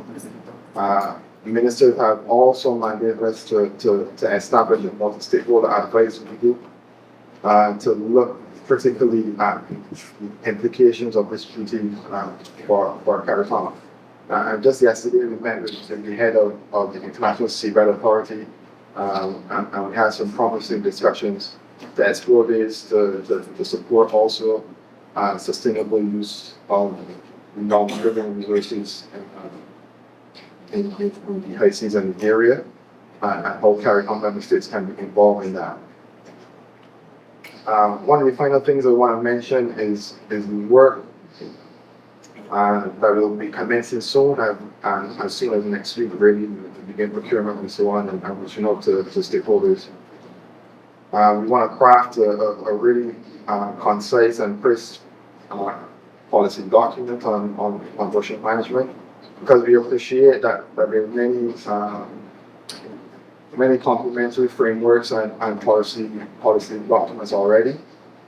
I would also like to lend on the support of other initiatives going on in the region, such as the Ocean Decade, Decade for Ocean Science, the Rebirth Plus project, the GTN project, the update of ECROP. So there's several opportunities to partner with each other. And so we look forward to the engagement to really bring.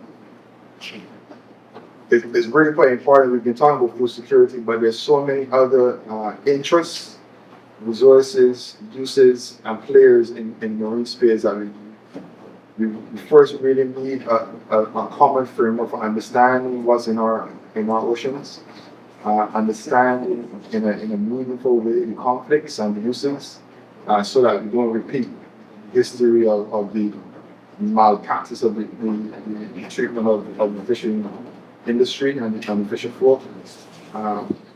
We divert blame from land-based sources of pollution and tourism and climate change, and we divert that blame solely on the shoulders of fishing folk, and it's fundamentally unfair. And so we want to look at an equitable, inclusive look at a coordinated approach to ocean management in the Caribbean that is beneficial to all stakeholders.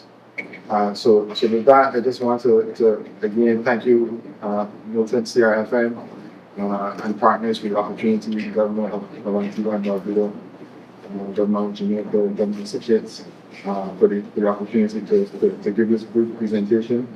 And thank you, and I look forward to the discussions. Thank you so much, Mr. Sabir. That CARICOM perspective is very essential for us as we look at enhancing the sustainable use of our living marine resources. So, without further ado, we move right into our moderated discussion, and Dr. Marion Headley will be moderating that segment. And the discussion topic for the panelists and the audience, both in person and online, is opportunities and challenges for revitalizing SIDS economies and food and nutrition security through sustainable use of marine resources. So I will open up to the panel to have a go at the topic, and also I think the presentation given by the lady Pacific was very informative, and we can use that as a springboard for our discussion. Okay, so over to the panel. Thank you very much. Yeah, just briefly, we have heard quite a comprehensive set of presentation dealing with all aspects regarding the challenges for SIDS countries to meet their expectation of improve and increase food security through the use of ocean living marine resources. In my view, a case has been made this morning for the SIDS countries to improve their benefits, economic, social benefits that are possible coming from the use of living marine resources. In order to improve that, there are a lot of challenges that have to be met, a lot of refocusing that has to be done, and also it needs the total involvement of those persons who have been participating in industry from the standpoint of sustainable livelihoods, the fishermen. Government have to recalibrate to ensure that the enabling mechanism is in place to realize these goals. So I would like to start with that as the springboard for further discussions or questions from the audience. Well, following on your comment, I'll pass back over to the panelists and the audience, but also note that we call two of the mechanisms that the Pacific came up with, the Fisheries Development Fund and the Business Scope Initiative. to, allow countries that don't have the capacity to improve their value chain, to be able to do that within their geographic space. Okay, so back to the board or the audience.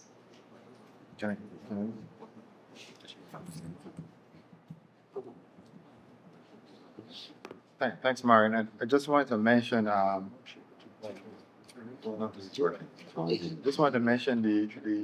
CARICOM initiative led by the government of Guyana, the president, and the 25 by 25 initiative, which is reducing the food import bill by 25% by 2025.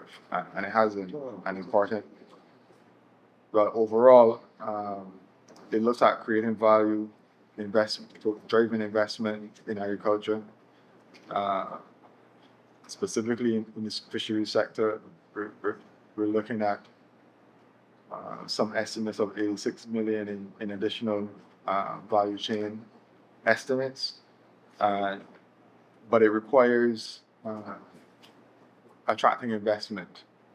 It requires tooling and retooling of fisheries stakeholders for better management of fisheries, for new fishing gear, perhaps, fisheries, mariculture, aquaculture, perhaps an expansion of the community's palate for fish. We love the reef fish, but we can't keep taking the reef fish. And if you compare to other regions in the world, there's a much broader palette of fisheries options that and as Milton said, we're possibly underutilizing some of these fishery resources, and critically as well, looking at climate resilience in the fisheries sector. CRFM and CARDI and CARICOM Secretariat and other folks have been investigating the various insurance mechanisms and other investment opportunities and finance flows for fisheries. And I know Jamaica now has I think it's through Grace Kennedy, the insurance company, an insurance product for fisheries, fisher folk. The secret also has an insurance mechanism, because we're going to need, as the impacts of climate change get worse, we're going to need any bit of cushioning, environmental, financial, economic, and social protection cushioning that we can get for the fishing industry. So I just wanted to make those few points, and perhaps we'll come back later. Thanks. Thank you, CARICOM Secretary, the Minister of Nevis. Yes, from our standpoint, since Nevis, and looking at it through that lens, I wish to support a lot of what has been said in terms of the CARICOM's 25 by 25 agenda and the thrust.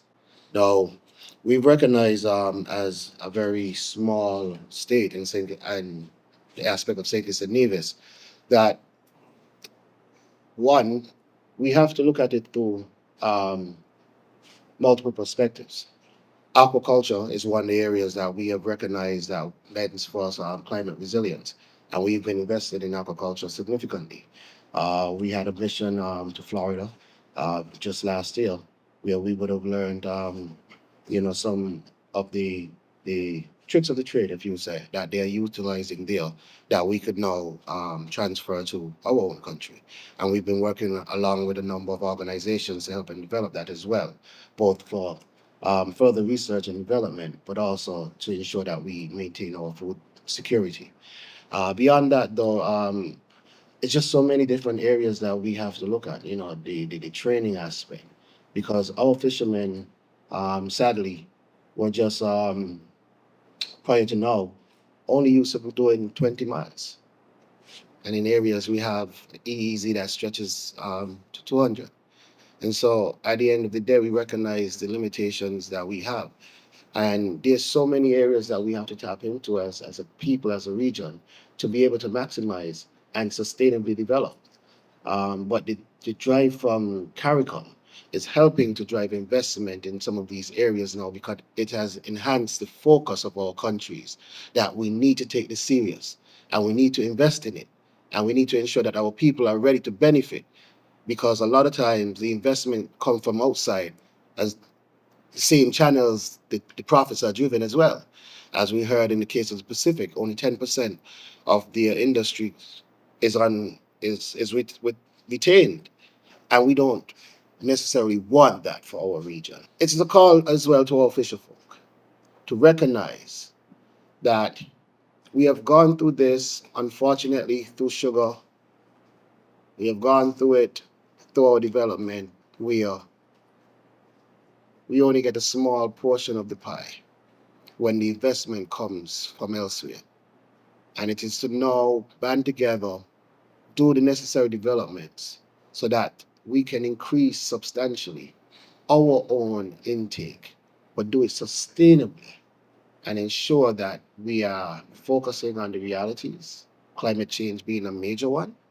Some of our actions lead to degradation, and that being another factor. But focusing on our realities, but ensuring that we, one, mitigate, but also drive the effort to maintain that for generations to come and educate our young people to not be afraid of the ocean, because that's one of the issues in St. Kitts and Nevis. A lot of our people not even able to swim, and we're surrounded by waters. But that fear we need to remove from our people. We need to drive the factor of sustainability and look at ways that we could invest for resilience against all of these factors. But for us, that is the multifaceted approach is really what is our new thrust and our new drive to make sure that we look at it through varying perspectives. Thank you.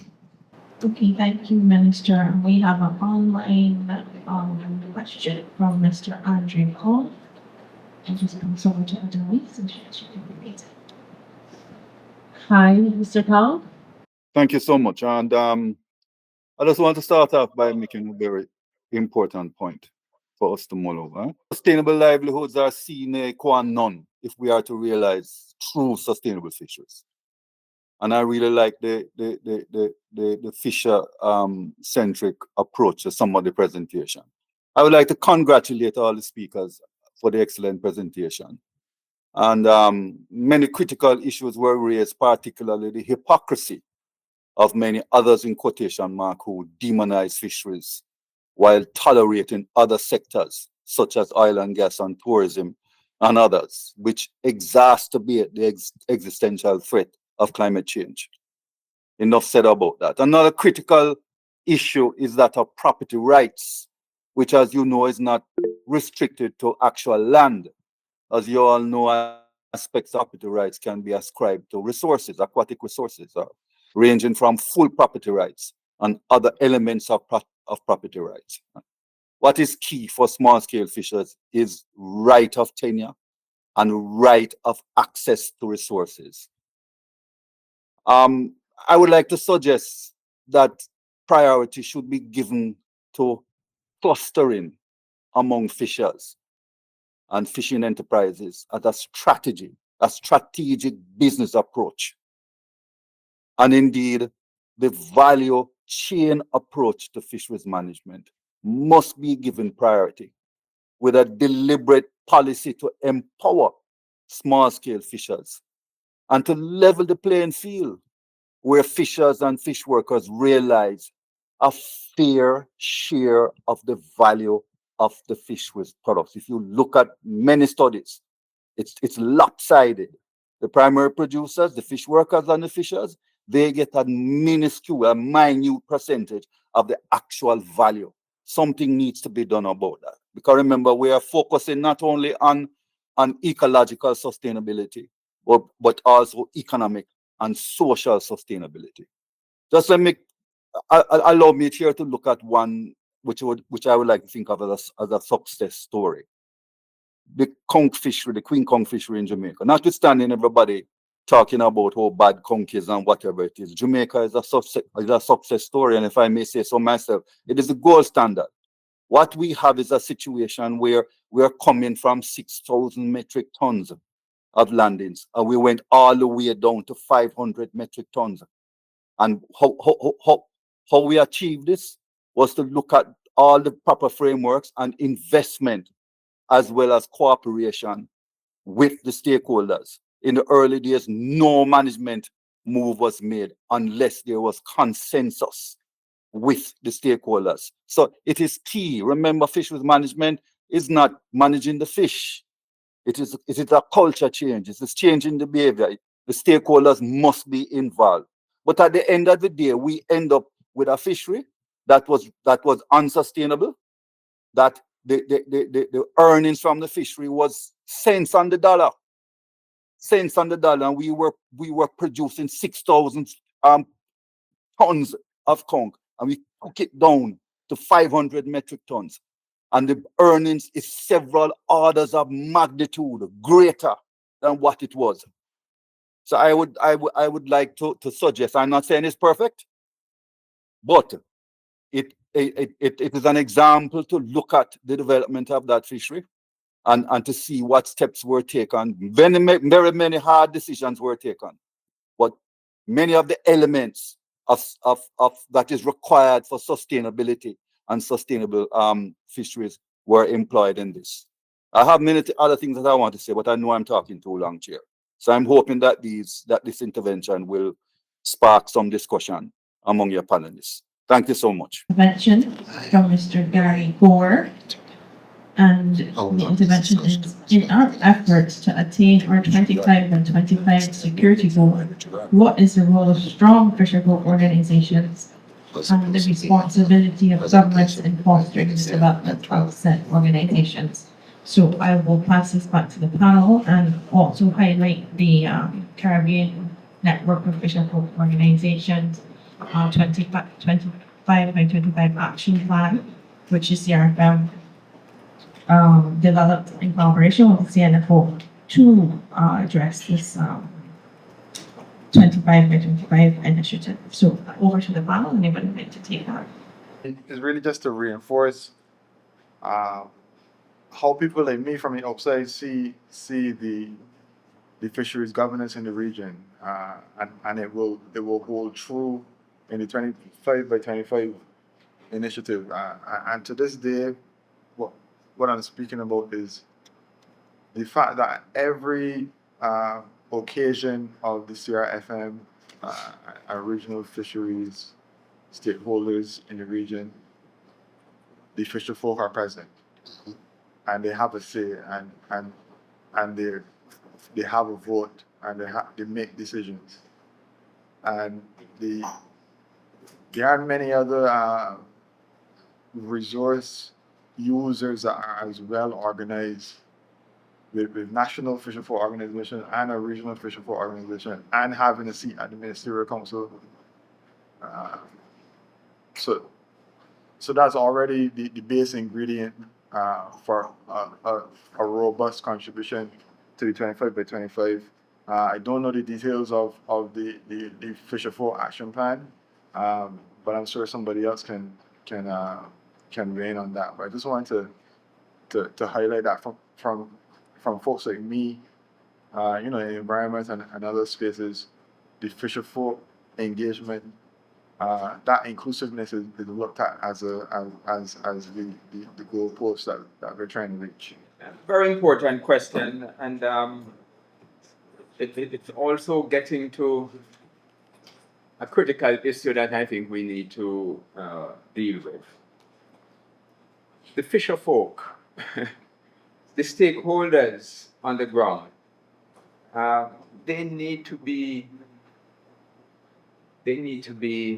closely involved in driving everything that we do in terms of utilization, management, protection of the resources that they depend on for their livelihood. And it goes to the issue that Ambassador Joseph raised. What has happened over the years? The fact is, there was a time when globally. The community, stakeholders, were managing their own affairs.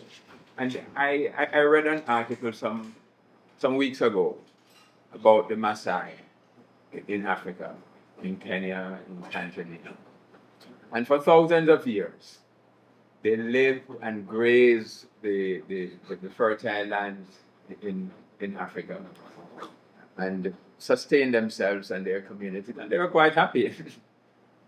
And many years now, I don't know exactly when, but colonial times, they have been gradually restricted, initially by the colonial masters, from operating on the land that supported their ancestors for thousands of years.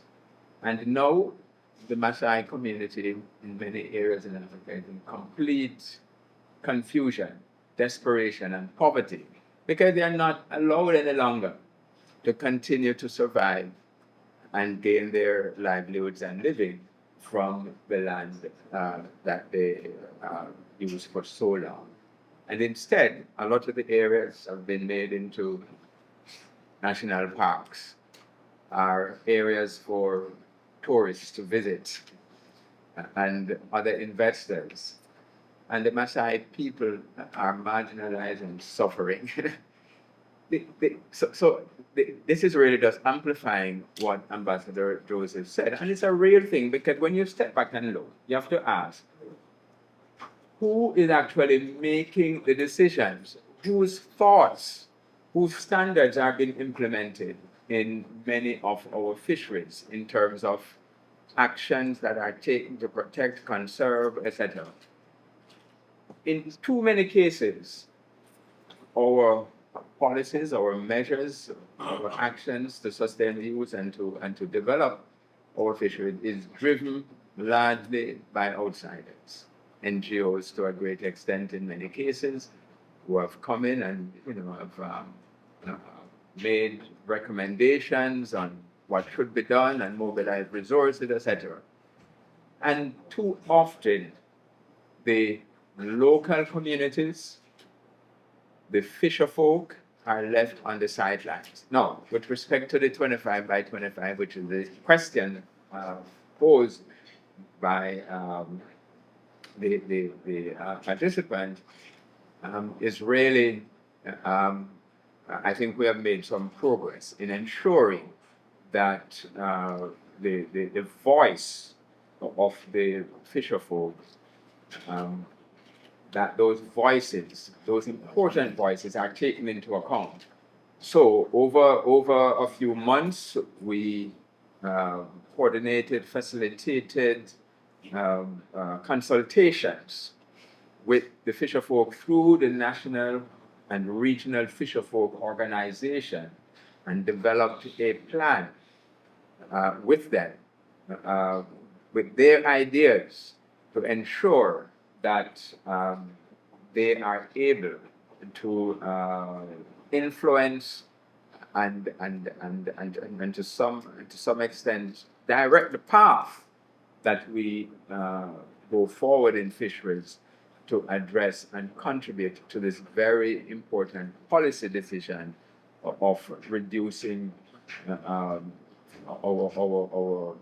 food import bill, which is massive in CARICOM, from $5-6 billion to reduce that 25% by 2025, which is next year. Of course, implementing that is challenging, and I know some countries have made significant strides in working with fishers to help them to achieve and contribute to this goal. And I am aware of, for example, the fisheries program, fisheries capacity enhancing program in St. Vincent and the Grenadines. And that's just one example, where they're working with fishers to help them to build up their capacity so that they can move beyond the average of about 30 miles radius from the shore, within which most fishers in St. Vincent and in many other countries operate, and to be able to get vessels to be able to go a little further so that they can harvest some of the resources that are beyond this limited coastal area and contribute somewhat, but of course in a sustainable manner. And one of the things that the fishers emphasize is the need for sustainability, and they understand these things, even though many people very often think the fishers are not concerned about conservation and sustainable use. Of course, then the government need to work in partnership with the fishers to ensure that the adequate measures are put in place. But fishers are willing to partner and to ensure that these things are respected, but they want to make sure that everybody is doing it. Because I mean, from a individual perspective, it's difficult to expect a fisher to say return buried lobsters when he sees everybody else retaining them. So it has to be done on an even playing field where everybody is working together and ensuring that the conservation measures are protected and that adequate measures are in place and implemented in a fair manner to protect the resources. And we're seeing fishers more and more getting involved in that type of thing. And we need to make sure that their voices are always heard and they're a part of the process of determining what regulations, what measures, etc., are going to be put in place, both for development as well as for protection and conservation of the marine environment and the fish that they're harvesting. So, but just stepping back a bit, there's really a lot to be done in the fisheries sector to get us to where we want, and we cannot make progress unless we develop these strong and stronger partnership with communities, with community-based organizations, and all the stakeholders who are interested in the sector. Thank you. Okay, thank you very much. And we have an online input from Mr. Peter Murray, also related to the CNFO action plan. And in addition to what the executive director would have said about reducing the food import bill and the fishery sector contributing to that, we also have in that action plan a goal to increase marine capture fisheries production by 10% by 2025 in the CRFM member states. I'll just hand over to the audience for any input or comment or queries, and then I will up this session.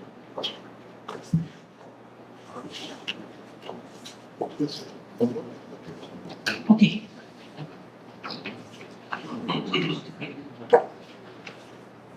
Daven, local fisherman. In Mr. Jones's presentation, I can think I remember him saying that he was informed that the fishes are going deeper and further out. Since I am the Minister of Fisheries from St. Kitts, I'll ask a question. Antigua, the shelf is very close, 12 miles down, and then it goes up. Suppose one day I find myself chasing some groupers, and I end up 10 miles off St. Kitts, so what's the consequence? I think you very well know the answer to that.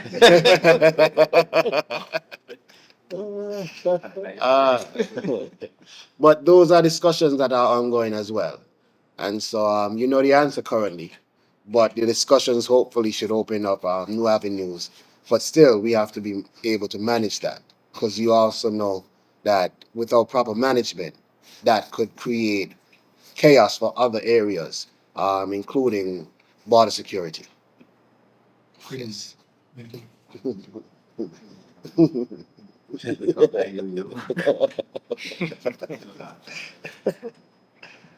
Yes, George.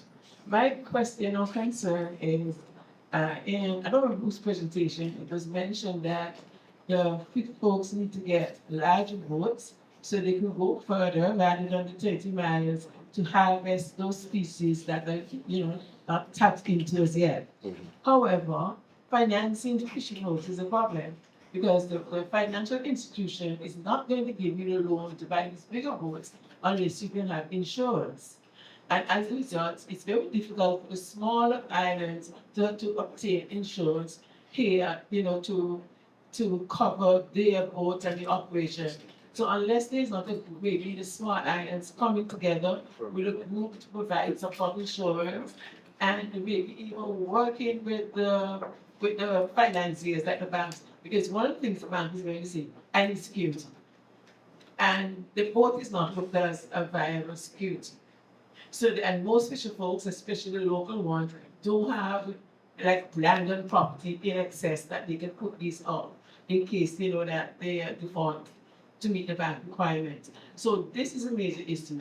As a result, you find most of the fishermen continue to go to this area, to fleet in this area, and then the other countries with the larger, capital, they go into our waters and deplete. So we become poor and they become rich, and hence, and not only that, even those who have been able to go to capture these fishes having a marketing problem because of the regulations put on these bigger countries, on the smaller countries, so we can export, and then they send their product into our country, stopping other fishermen from marketing within our own country. So I think the onus is not only on the local fishermen, but the regulators and the government officials to put in place things that, those who go to CITES and all these places, they have to think that, hey, these regulations can impact your country, no problem, because you can subsidize your local fisher folks.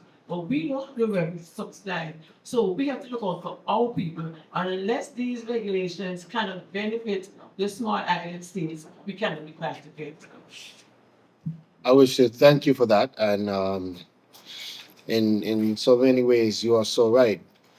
But I wish to also put forward something that was mentioned a bit earlier.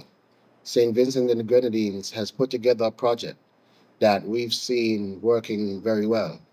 I don't remember the exact name, but I think it's a Fisheries Enhancement Project. And under that project, they've been able to find significant finance for their fisher folk using a mechanism where they are collaborating with the banks, collaborating with the off-takers and the fisher folk, so that there's a mechanism now that the security and the insurance comes to support with the government, the off-taker, which is anyone purchasing, and the financial institutions and fisher folk. And that intricate network that they've designed has worked. They have, I think to date, maybe financed at about 3 to 5 trawlers and over 11 boats, and repaired a number of other fishing vessels on the island through engine repairs and other repairs. It also kind of puts some guarantee on the market space as well for the fisher folk. So it works as a streamlined process, helping them to get finance, securing the market, and also ensuring that they can sustainably develop. But I think Daven could speak more on that. But we are looking at that now in St. Kitts and Nevis, and we are just about to engage in the same process. Thank you. Mavis, you're spot on with your observation as to the general state of the business side of the fishing industry.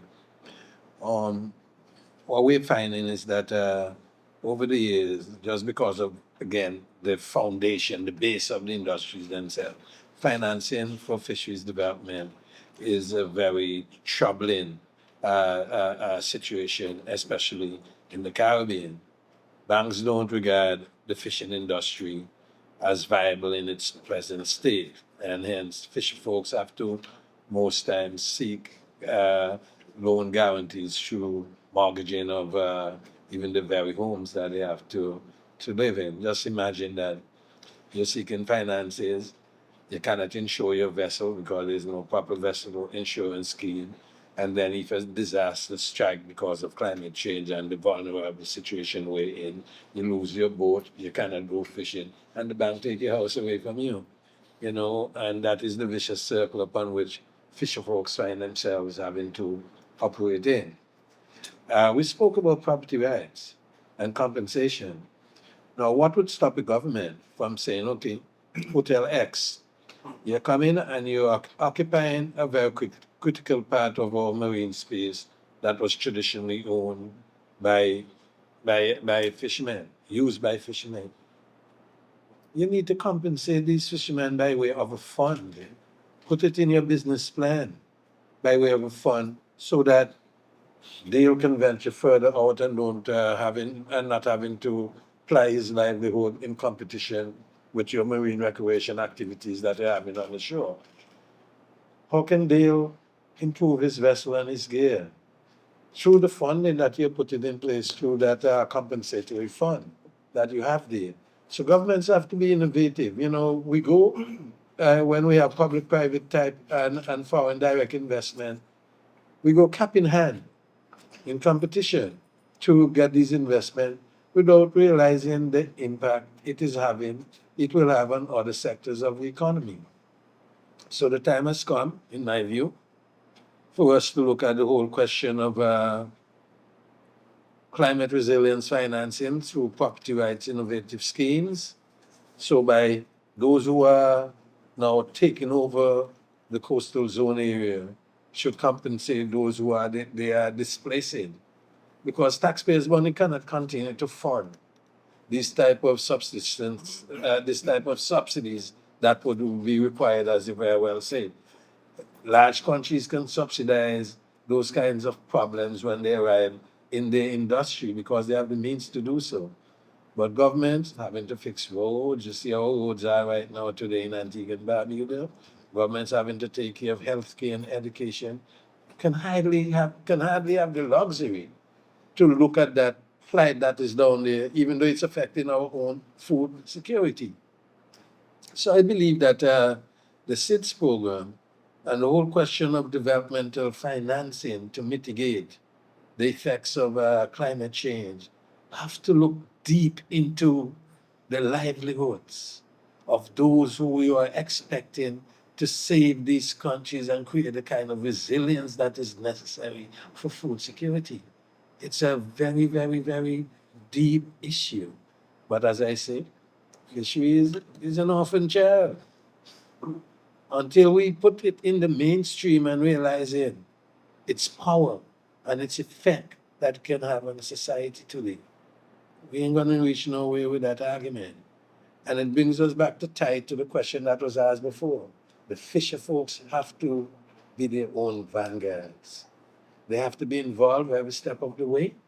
Those organizations that can help to create that link between fisher folks and government and the body in private sector, like the ministry, like the tourism type projects, have to step in and find a way to ensure that the role of our fisher folks, their sustainable livelihood, and our quest for food security through the oceans become a reality. Thank you. Yeah, I just want to add a point about insurance, because that is a very important issue. And a few years ago, 2018, we executed an agreement with CRIF, the Caribbean Catastrophic Risk Insurance Delegated Portfolio company, to provide insurance for the fishery sector. It's an initiative to provide insurance. And that has been underway now, and St. Lucia and Grenada have been piloting the parametric insurance company bought by the government to cover the fishery sector in the case of certain events occurring and creating problems for the fishers. Because at the end of the day, the issue of financing and insurance, right, protection for fishers, especially in this changing environment with climate change and the more frequent storms and so on that are affecting fishers, that's critical going forward. I know CRIF, having gone through a few years with St. Lucia Grenada in piloting the insurance scheme, they are now at a point where they are trying to attract additional countries to participate in that scheme. And that is something I would highly recommend each of our government consider. At the end of the day, governments need to work closely with our fishers to address these needs, because these are the real business decisions that they and challenges that they face in moving forward. And the truth is, when you look back at how other countries develop their fisheries, in most cases it was through partnership with government, private sector, the banks coming together and recognizing the priority and the challenges and the opportunities, and putting in place those common sense, sensible policies to move forward. And so Dr. Bellamy raised the issue of the WTO subsidies agreement and the impact that it might have on limiting, restricting countries, small and developing countries, from working in this collaborative partnership with international development partners, whether it's countries or multilateral financing institutions. And so it is so important that we ensure that we have that policy space, that we have that exemption and flexibility to be able to work with financiers, donors, etc., to provide the type of investments and access to financing to move our sector forward. Otherwise, we're going to be, trapped forever in this underdevelopment, which really doesn't make sense. I mean, the time has come when we have to break out of this, and we cannot get out of it without access to this. Thank you. I've listened to all the nice words. I know that there's need for development and all this, but has anyone ever said to the developers that wants to coast again, ever, one time said to them, you're taking away something, what are you putting around? How are you going to take away the damages that we know you're going to do to these areas? Yes, we are saying displace the fisheries and putting fisheries further on, but the damages go deeper than that. The damages to the reefs, to the shoreline, the hoteliers and homeowners put in swimming pools on the beach. There's one gentleman in there has these big stones that he put on the beach and put sand on top of it because he doesn't want to be a part of the city. It's allowed to happen by people in charge. Fishers will complain, but they ignore. What my question is, when are fishers going to be recognized as human beings, contributors to the economy? Because we do contribute a lot to the economy. When are we going to be recognized as concerned citizens, not just cash over people? When is this going to stop? That we put cash over people. We see it. We know, because we come from this. The politicians come from within us. So they know they grow up in the same society that we grow up in. But when you get to the top, something changes. It seems the mentality changing. When is it going to come back to people, to being human beings like that? We talk about effect on climate change. It's not going to stop until we understand we all exist in the same space. We all are human beings. When is the recognition going to happen? Because it doesn't seem like it's getting worse. Worse and worse and worse and worse and worse. Every day I get up, there's a new hotel on another coastline. That's more damage. Has anyone ever gone and done an assessment on the damages being done by the hotels that are there? Because I know where hotels that have septic pits, I have pictures, on the shore. On the shore. They use these chemicals that run into the sea.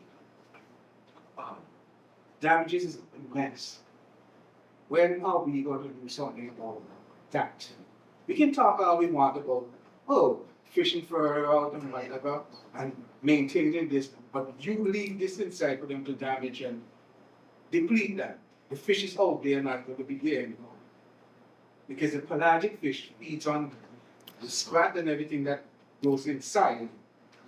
So when are we going to take care of that first? When are we going to stop having hotels on beaches? That needs to stop. Hotels don't need to be on the beaches. There's no need for that. There's nothing that you can see that says a hotel has to be on the beach. Nothing taught, nothing at all that says a hotel has to be on the beach. But yet still, every developer wants to put a hotel on the beach. And not just on the beach, right on the sand. So when are we going to recognize all these are problems? And the problems that can be solved? Because I've been to places where the hotels are miles away from beaches. And they still operate. They still get tourists in. When are we going to prioritize rebuilding? Because it's rebuilding now. I'm hoping I see the damages done to the reefs. So it's rebuilding. It's not no longer sustainable. They have to be rebuilt. So when are we going to do that? If I may just chime in on that just a little bit. Now, obviously, the matters you're addressing are not within my own personal jurisdiction. But I would like to say this. And you mentioned it. There must be coexistence. And I understand your concerns as a fisherman, and they're quite valid. But at the end of the day, we also, as politicians and as leaders, are responsible for the entire society. And not all of them are wrapped into the fishing sector by itself. And so, yes, tourism does provide a viable avenue. However, it must be sustainable. And you as a fisherfolk, if you see something that goes against rules and regulations, because some of the things that you mentioned are not permitted legally. And so if you see something going against rules and regulations, it's your duty as well to notify the authorities and report it. And, then steps and actions should be taken. But what I am saying is that we must have a collective approach. We recognize that our country, our society, and all of its resources ought to be shared across different sectors. We are here at a hotel that is miles away from the shore. So you recognize that it isn't just on the seashore that hotels are being built, but there's some hotels that will be built on the shore. However, we must do it in a sustainable manner, and they must adhere to the rules.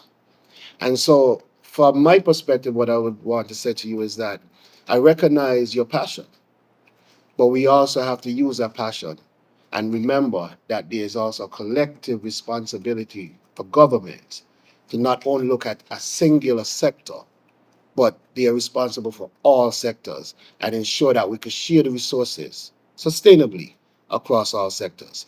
But there's need for development of the fishery sector and protection of our natural fishing resource. So I agree with you wholeheartedly, but I also want to put into context that the fisher folk represent one sector that the governments are responsible for. An important and vital one, yes, but the governments must also consider every other sector, including tourism and its development. I recognize that, these are not simple solutions, obviously. But what I want the person to understand too is that when a politician has to weigh economic development against environmental destruction, it's a balancing act. If you, for example, have 100 fishermen fishing in an area, and a hotelier comes along and says, this area could be far more lucrative if I build a hotel there, obviously the livelihoods will be destroyed. So as a politician, how do you weigh that? That hotel, if built, could employ maybe 400 or 500 persons. And fisher folk in the area would be complaining that their livelihoods are going to be destroyed. So it really is a balancing act that you have to pay attention to. This is why community involvement is needed, and ensuring that persons, everybody, can be a stakeholder in how you want to develop your country. And Ambassador Daven Joseph highlighted the fact of how the fishery industry sort of started. Well, I don't know if he was referring to Antigua per se, or the islands, or the Caribbean. And so it would appear as if it was over time that it was developed into an industry. But structures have not been put in place for proper financing and that sort of thing. But clearly, the only way we're going to be able to move forward with this is to ensure that the development banks across the region, because we have one here, and I'm sure they have them across the island, because commercial banks are not going to fund this. But I believe that a government-controlled development bank may be able to assist with funding and helping these fisheries to develop. But clearly, we need better laws, better zoning, and more consultations with the fisheries to get them to understand why hotels have to be built and how we can balance this. Because complaints that they're being built on the beach, but we have hotels in Antigua that are already in the ocean itself. Rooms in the ocean. So they've gone beyond just building on sand. So we have to look at all of that. That's my comment. Thank you. It's been a very rich discussion, and we do understand the importance of the fishery sector and the competition in the economic space, and we'll continue to work to sustainably develop the fishery sector and continue providing sustainable livelihoods and contributing to food security. So thank you very much, and I'll pass over to our chair. Thank you very much, Madam Moderator. You did an excellent job. I just want to thank everybody for coming. We had, in my view, some really nice, fruitful discussions. Wish that we had some more time to go into more detail in some specifics, but as you say, tomorrow will be another chance. And I would like to continue to those that are visiting us, to continue to welcome you guys to Antigua and Barbuda. Those are from Antigua. I ask you to maintain the dialogue. This is a very, very important industry. One of the things that we did not mention from a food security standpoint, the fishing industry is the only industry that is local from a food security. That even hurricane hit us tomorrow, and we have proper storage of our gear and our boats. The next day, they can go out and still provide food for our people. Agriculture can't do that. Fisheries is the only one. So with the challenge that we're having with climate change and unpredictable weather conditions, let us cherish the fishing industry.